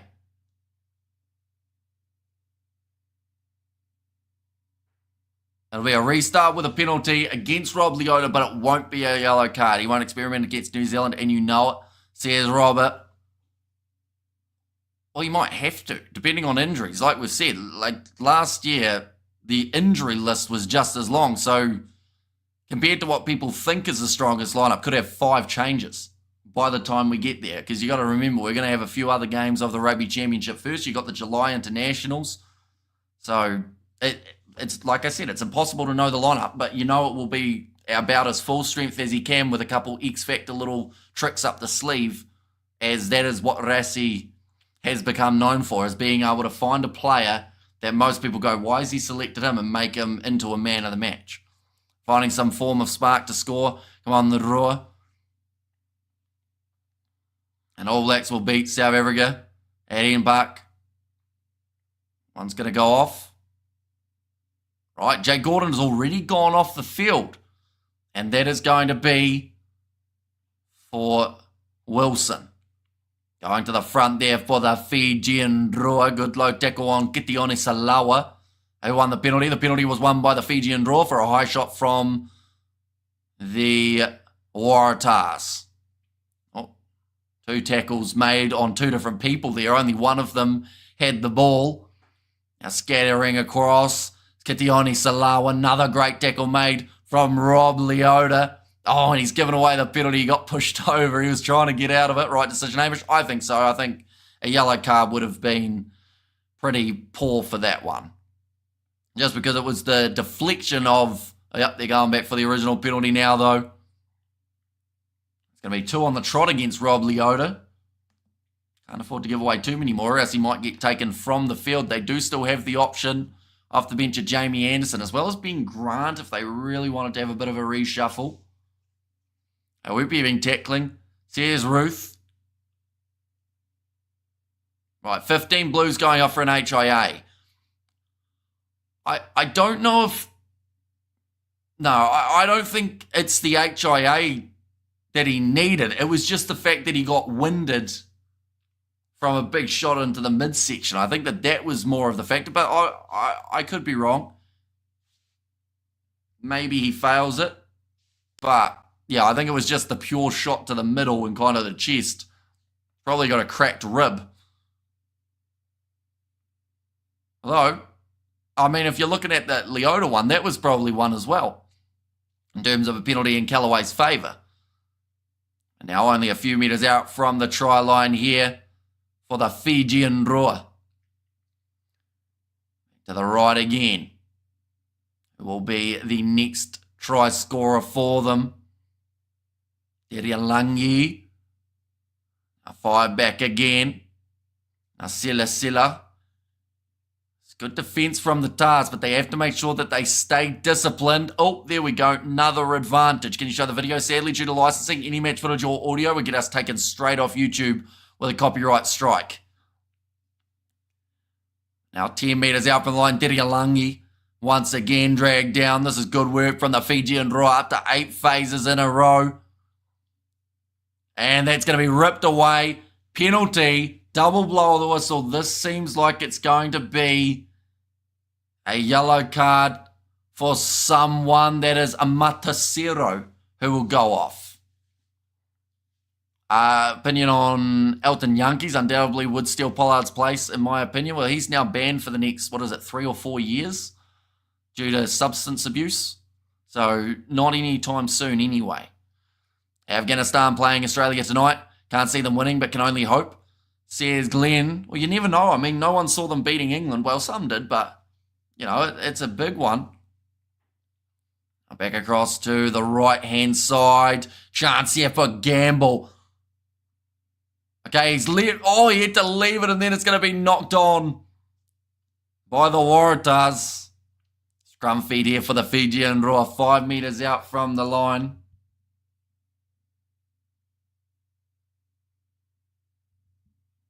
Yeah, the referee, Charlie Gamble, got the steal, and then the referee said, put that back. So he had to drop it. And then by then, I think the Fijian Drua tried to take it very quickly. Ended up with a bit of a loose ball. I think Masaki Nonga, he was the sneaky one who was trying to get round this side. Come on, nobody can score. I need some points, says Judah. And here comes the Drua, says Glenn. Of course, the Waratahs, they are going to be 9 minutes down a player.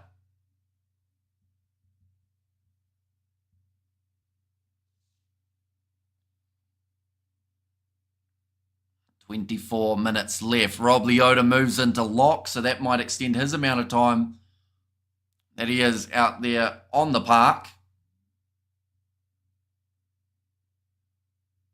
I'm just checking the odds and the way that they sit.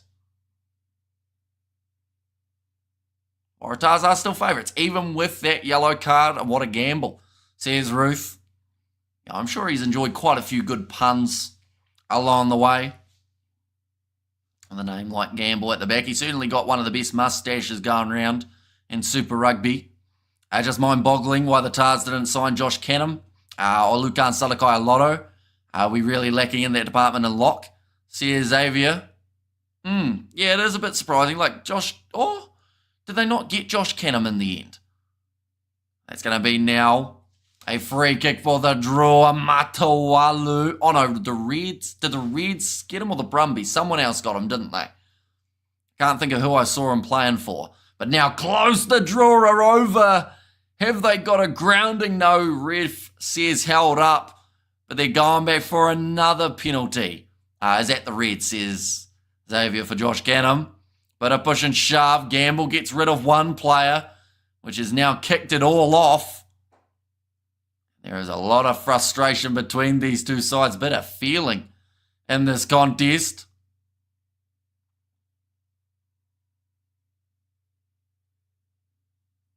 All right, no more is the call from the referee. I mean, Tane Emmet has tackled him relatively high, trying to stop him as he's going over the line. Held up, says Glenn Woods. Okay, Taveta Ikanaveri has just got the warning from Angus Maybe, who has said no more. No more push and shove. Now, quick tap. Oh, that's close for the Fijian Drua. I think Natawe, he's held up again. So now it's going to be another goal line dropout.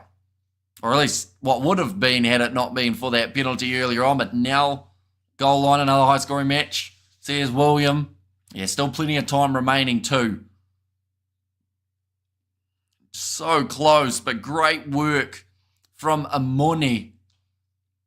Managed to save the Waratahs in that earlier game in the competition by scoring tries, and now he's managed to save them by stopping a draw one. Now Eliza Drua Sisi. Oh, Hugh Sinclair misses the tackle big time. Defence is key, says Ruth. Now Matawalu going back across to Armstrong. Ravola in the middle of the field.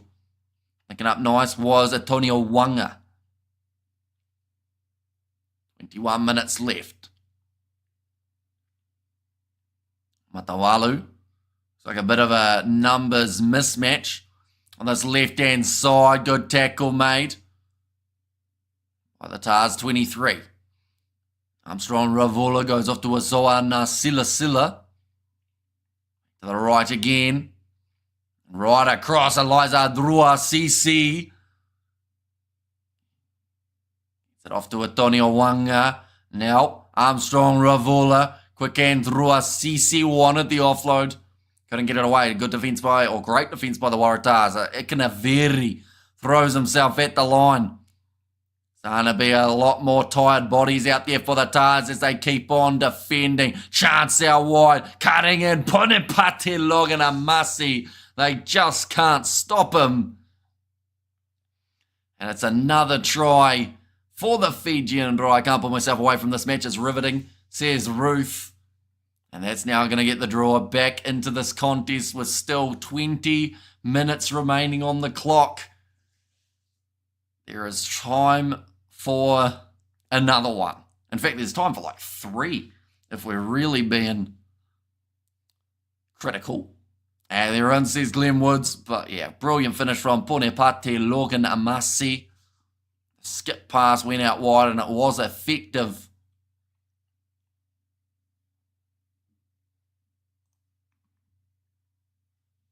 It's going to be an insane end to the match now, says Matthew.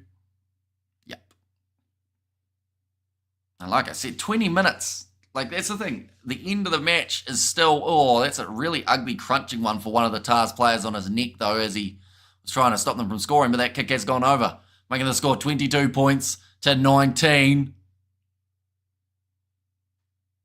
Fijian Drua supporters, they are very excited. My bet's smoked, says Stephen. Maybe, although still this is what you want. You want it to be close at the end of the game so that both sides consider maybe the 3, but yeah, it's going to be a tricky one. And you Super Rugby 2025 close finishes. Yeah, every game seems to be going down to the wire. And this one's going to be no different. Sounds like another sub is being made. I'm not exactly sure who it was. That's a great take. I see that the number 20 is on, Adamson. It looks like it could be for Charlie Gamble or Gleeson. Probably Gleeson, since he had a bit of an injury earlier on. Oh no, the cramp is hitting for Darby Lancaster. He was trying to run away from it, but that wasn't working. Do you think Drua would take a draw? No chance. They would go for the win. Although going to a draw, of course, would bring on golden point. Now Ed Med going in behind Max Jorgensen. Tries to spin.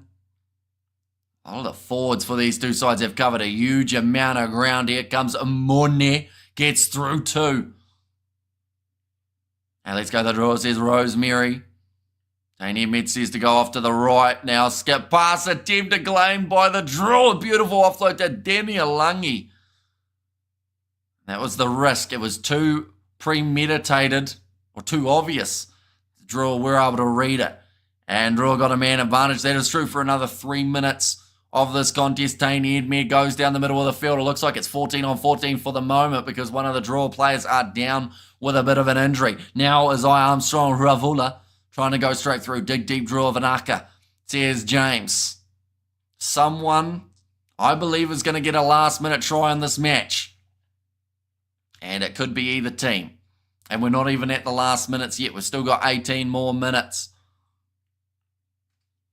Now back across to the left-hand side. Passing out wide. Chance here for the draw. Punipati Loganamasi cuts back inwards rather than going towards the touchline. Great clean out from the Drua. Oh, big shot. Rush defense from Isaac Kailea. In fact, it would have been Mahi Vailanu. Offload coming and the big man can't hold it.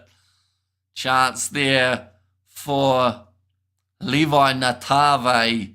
And everyone is down. There are about 3 players who are dealing with cramp at the moment.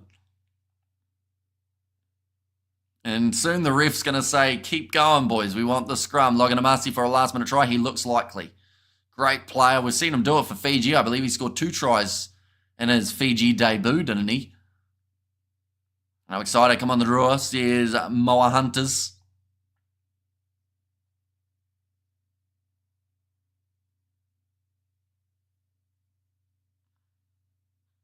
Yeah, I'm thinking Jamie Adamson is on the field for Langy Gleeson. Now, I will mention Callaway is about to make his way off. Now, his HIA, I think, was incorrect because, like I mentioned, the shot that he took, he just ended up getting completely smashed in the chest.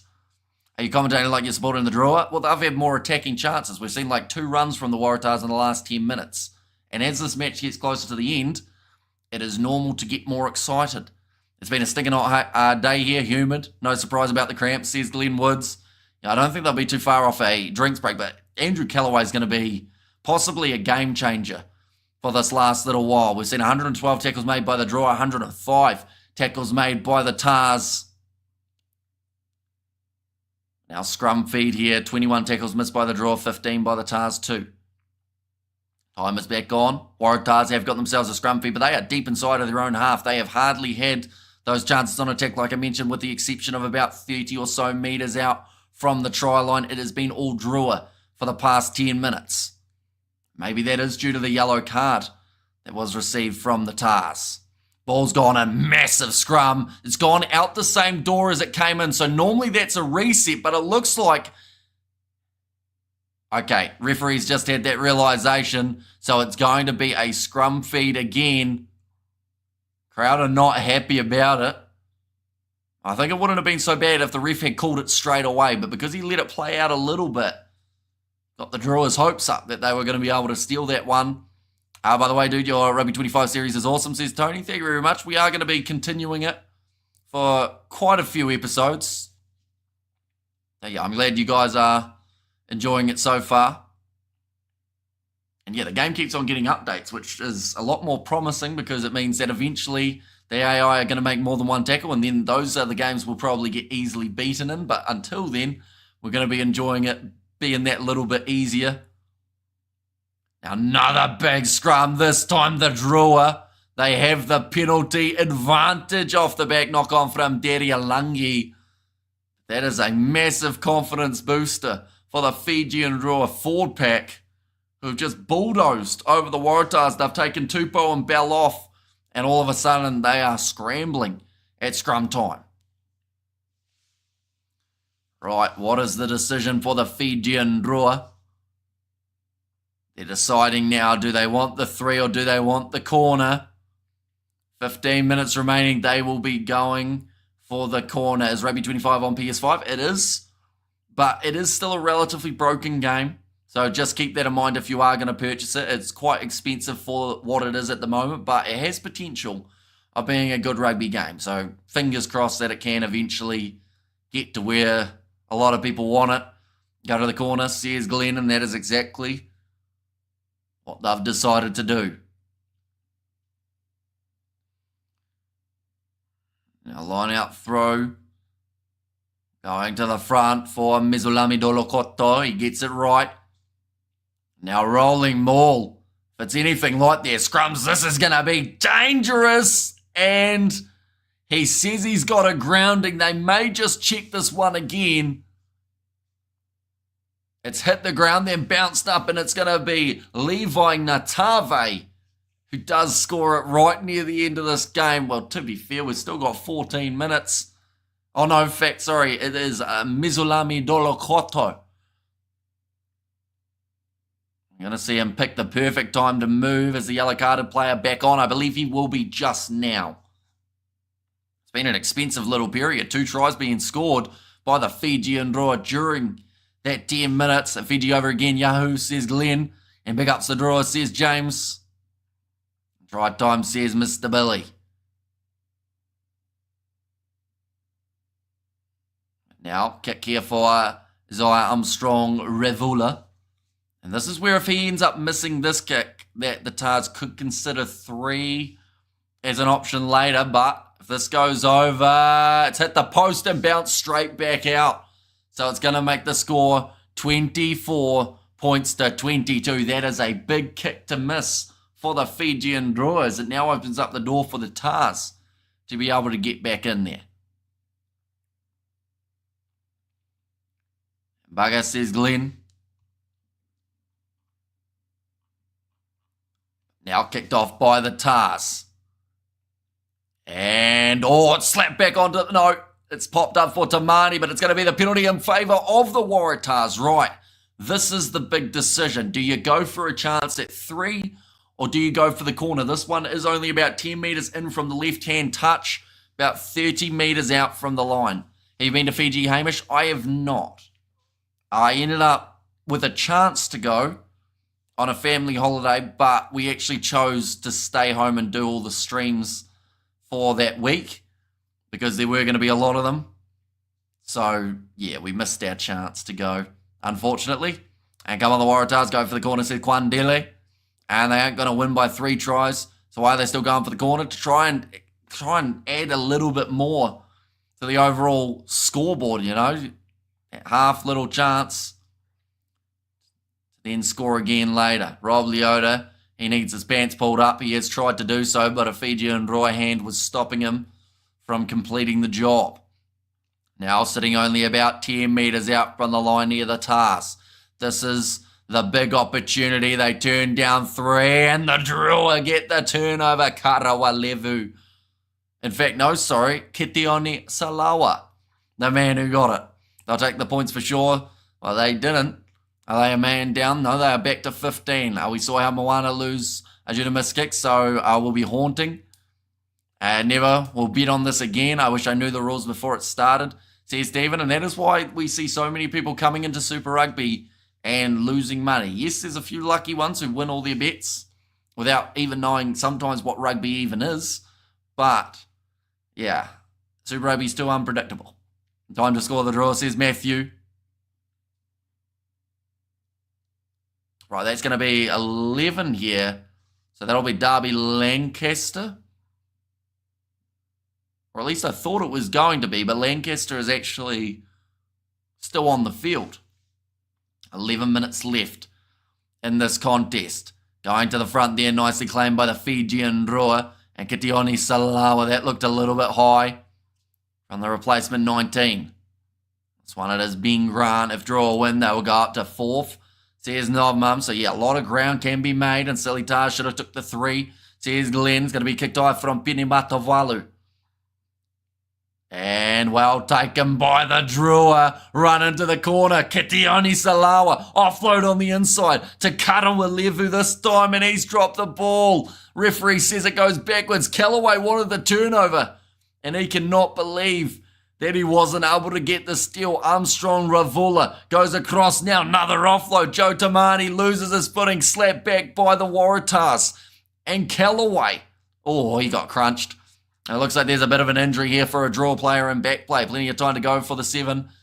10 minutes remaining. Hamstring injury for a draw player. Tane Edmed will put this ball into touch, and now there will be the stoppage while they deal with a little bit of cramp. Nice ref, says Reflecting Trees.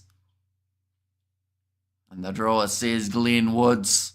A great take from Karawalevu. He's certainly got to be up there in terms of man of the match. In fact, there's about 3 or 4 Fijian Drua players who could be there. Ponipati Logan Ramasti, for one, has looked great.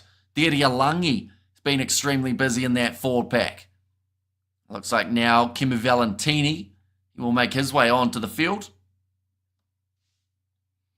Trash ref says Rock. So when he was game 10 minutes, there's plenty of time for a 2-point ball game. Cramps affecting the players and stolen by the Waratahs at line out time. 9 minutes left now. Tane Edmed just looks to kick it as far downfield as he can. Nicely taken by the drawer at the back. Well, they consider a 50-22. No, instead just booting it as high as he can. Well taken. Callaway smashed again and his legs lifted up in the process. Another on the edge of your seat game. Interesting on the Tars players cramping up, although that time it was the Fijian Drua. Oh, that was almost a donkey kick to one of the Tars players. I'm not sure how legal that was. Oh, waiting for the bounce of the ball. It can be risky, and now having to put in those hard yards close to the sideline. Kicks it downfield. It will stay in the field of play. Picked up nicely by Andrew Callaway. He'll be one of the fresher players out there on the field because he was able to have that 10-minute rest for his HIA. Now passed on the inside, not handled by Vailanu, who puts it down. And now Drua have the scrum. Okay, there. Thanks for the coverage, mate, says Mohammed. No worries at all. Do not bet unless you can afford to lose your money, says Duncan. This match is turned on its head, and who's got the possession now? It is going to be a Fijian Drua scrum. 8 minutes left. Callaway, like I said, he went off for an HIA. He didn't actually need one, but they decided that he took a hard enough knock that they should check him out, and that was just a poor pass to Vailanu. A bit too far out in front of the big man. Smacked his face on the ground in the process, but the draw scrum has been the more dominating out of these two.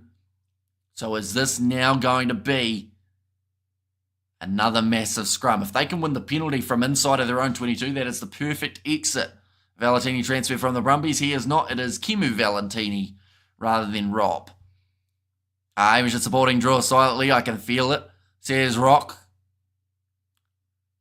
I mean, I got pretty excited when the Tars just went for that try. I've been told to use it at the back. No, they do get the penalty. The Fijian Roa Matawalu teasing the players, saying he was going to go quickly. I don't believe it. I'm Fijian. I still don't believe we are winning this. I always expect them to lose. His brother, says Glenn. I believe so. Cracking final 10 going on here, says Tony. And the drawer says the Asia Century. Now, as Armstrong Ravula Let's put the ball into touch. We talked about before who Drua would have as a man of the match, seeing as they are leading, but for the Waratahs, we have seen some sensational performances. Langy Gleeson getting himself the double. Rob Valentini, he's had to work hard in that loose forward trio alongside Charlie Gamble. That's going to be a free kick, not straight, at line-out time. And the Tars now have another chance. 6.5 minutes remaining. This is where, if they won a penalty, perhaps they would consider going for the 3. Okay, this is just going to be a tap and go. So no Joseph Suali'i tonight. No Joseph Suali'i. Right, they're going to go with the tap. Now Adamson, fresh, since making his way onto the field. Now back across Vailanu, or loose ball for the Tars, but they've managed to just hang on to it. Great bit of work from the forwards. Isaac Kailea driving his legs, and another penalty. In the breakdown, Mizulami Dolokoto, he scored down the other end, and he's just gone and got himself another big turnover. Are you going for the draw because Waratahs are an Aussie team? Says Optimus. I am not, no. 5.5 minutes remaining. Still anyone's game. Commentators are saying Waratahs were a bit unlucky there. Defence the draw, says Glenn. If the draw wins, this would be quite a remarkable win. Although they've kept themselves in it. Yeah, Tars, honestly, not even late to that breakdown. It's just the way that Dolokoto got straight in there. Who's in the position? Currently, it will be the Fijian Drua with the line-out throw from 45 metres out from the Waratahs line. Now, Mizulami Dolokoto, he has done quite a bit right, but that is not straight. I can't believe that one hasn't been called in favour of the Tars. In fact, that one was more not straight than the last one. Do you play Super Rugby Fantasy? I do not. No, I'm terrible at predictions. Inside ball, 2-man tackle on Karawalevu. Charlie Gamble going for the counter-up, goes straight through the middle, misses everything. Now Matavalu. Oh, it's a knock-on and counter-attacking chance here for the Tars. Vailanu keeps ending up in the wrong place, wrong time, or right place, depending on how you look at it. He keeps ending up with the ball in hand. I have no idea why they've kicked that ball away. It's loose and it goes into touch. It's going to be a 5-metre line out here for the Waratahs. In the perfect position to go on to get a last-minute try. First away win from home, says Brandon. And how much do you support the Satyrs? I do not know. But that one just bounces favourably. Armstrong Ravula came off his hand. And now Tars. Chance to close out this game. Well, there's still 4 minutes. Would you consider Tavatavanawa over Geordie Barron and the All Blacks? I would heavily consider it. But it's whether or not Scott Robertson would. He is the big boss man. Gets to make those decisions. Now, it's going to be a line-out throw for Vailanu again. Nicely taken by Sinclair. Starting to roll. Fijian Drua. Trying to defend it, going sideways at the moment. Vailanu told to use it once. 5 metres out from the line. Referee's got to tell them again. Soon they're going to go around this side. Vailanu, I think he's dropped that ball. No, it's at the back. It's a penalty try. Penalty try. Yellow card for the Fijian Drua. And try scorer's name is not applicable. It's going to be Kitioni Salawa. I thought that was going to be the chance to be able to pop it out the back. Oh, the Drua took it quickly and they just scored. But the referee wasn't ready. The Drua, they think they've scored it. Ref was a bit slow getting back to the halfway line. Time's off while I'm sending the player to the bin. You can't restart is the call from the referee. Hamish supports the Twizel, second 15. Says Glenn Woods. No, they got it. Yes, the Drua.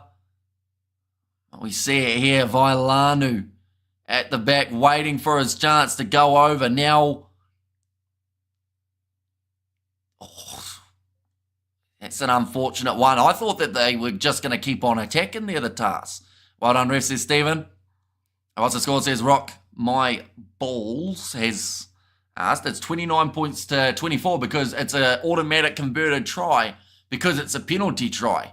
This is the best start to Super Rugby season ever so far. It's certainly been edge of the seat kind of stuff. They kick off short and they haven't managed to get at the 10 metres, which means the Waratahs are back in possession. That ball's randomly popped out the back. I'm not sure who did that. Now step from Mike Adamson. In fact, Jamie, I should say. Now going back into the pocket. This is risky here for the Tars. They're giving the ball back to the Fijian Drua. Every game has been a titanic battle, says Tony. And let's go Fijian Drua. We can lose this. I don't believe in you, says Optimus. What a negative Nancy you are. Now 2 minutes remaining. Matawalu going off to the right-hand side. Kimu Valentini. They were hacking for sure, says Rugby the second. Now going off to the left-hand side. Passes one more out wide. This is the chance for, it was a Logan Amasi. Now back across to the right. There are a couple guys who have an opportunity for a hat-trick. He is one of them. Now Draw with another offload. It was close to forward. Pass back Valentini. It slipped through his fingers. And 90 seconds now left on the clock. They're slow getting into the breakdown there for the Tars. Callaway going short side. He hasn't given up yet. It looks like half his team have, though. They've still got the advantage for the knock-on, so I would say they'll use up a few more seconds and then say we'll take that scrum, although that would be risky because the Drua have got a brilliant scrum indeed. Rob Valentini hits his head very hard on the ground. Why, Matthew, I'm from Fiji, I'm used to the Drua messing up, sick of it. Well, don't watch them then. Like, I feel like they would prefer for you not to watch them than to constantly try and badmouth them. Like, I feel like that's pretty obvious. If you don't like it, don't watch the Drua. It'll be less stressful for you. Be able to find happiness in your life. But 40 seconds remaining now. They've been told to use it again. Passes, oh, that was a rough one from Teddy Wilson, almost setting up the Waratahs for failure. 25 seconds remaining. Who's going to be the guy that either drops the ball or wins the turnover there? For the Drua, they get the turnover penalty. Neck roll. They weren't on the mark, so they can't take it quickly. But one last chance now for the Fijian Drua. And it's going to be Amoni, the man who was the match winner. Might have just cost them here. Who's on possession? The Fijian Drua with no time left on the clock. Now kick the ball out. They have to win this line out and a try would win them the game. It's Hugh Sinclair, in fact, with the neck roll. It's a bad one. That was almost a yellow card worthy neck roll from Sinclair. Oh boy, says Badza. Now line out throw for Mezolami Dolokoto. He is complaining that there is a closed gap there taken. It's called as straight enough. I feel like that's been the call for our last 5 lineouts across both sides. It's just been, it's almost gone down the middle. But chance now, oh, the knock on the ground, and it's set up. They will kick it out, the Tars, and they win yet again. Another nail biter. The Drua, they receive the bonus point. That's 3 games in a row they've been close, but not quite over the line. And the Tars, in front of a home crowd at Allianz Stadium, have got a pretty emphatic win. Ronan O'Gara for the Wallabies coach. Awa Schmidt is the advisor. And Dosa Drua says Sikovi there. And very good game. Most exciting I've seen you get in a while. Hamish, cheers for a great commentary. A good man. Tars saved by the ref, says Easy. And Dan Flabbit says Glenn. Thank you very much, Hamish. Great stuff as always. Please never forget Rassi always has a plan, says Robert. And thanks, Hamish. Vanaka Hamish says Mr. Billy in there as well. But 29 points to 24. The way that the table currently sits, ladies and gentlemen, we will quickly click here. So the Highlanders are actually in second at the moment. The Waratahs, they receive 4 points from this game, so they will move up into, I believe they'll just sneak ahead of the Force. So it goes Chiefs, Highlanders, Waratahs, Force, and the Fijian Drua. They will still be in 9th, but they will be an extra point up. So they'll be on 3 now in total. Every game being within the 7 If it has to hold on, I hate the Tars now, says PSG. And also Roa says Corvian, thanks so much, and let's go the Force. And nice job, bro. Vanaka says Liv, thank you very much. And yeah, come on, the Waratahs, man, you almost gave me a heart attack, says Kwandele, but nonetheless, I do thank you all very much for tuning in. We will be back tomorrow for some more Super Rugby Pacific. First game that we are doing, unless it is raining here, which will sound a bit confusing, but I will explain in a second. First game that we will be doing is 7 p.m, matchup between the Hurricanes and the Chiefs. Or sorry, the Hurricanes and the Blues. Now, if it's raining where I am, I won't be playing cricket during the day, which means that we will also be able to do Chiefs versus Brumbies, but the weather forecast is looking good, so more than likely that 7 p.m. game will be the first, then also followed by 2 games of the URC. But nonetheless, I do thank you all very much for tuning in. If you did enjoy, of course, be sure to leave a like and subscribe, and I will see you all for the next one.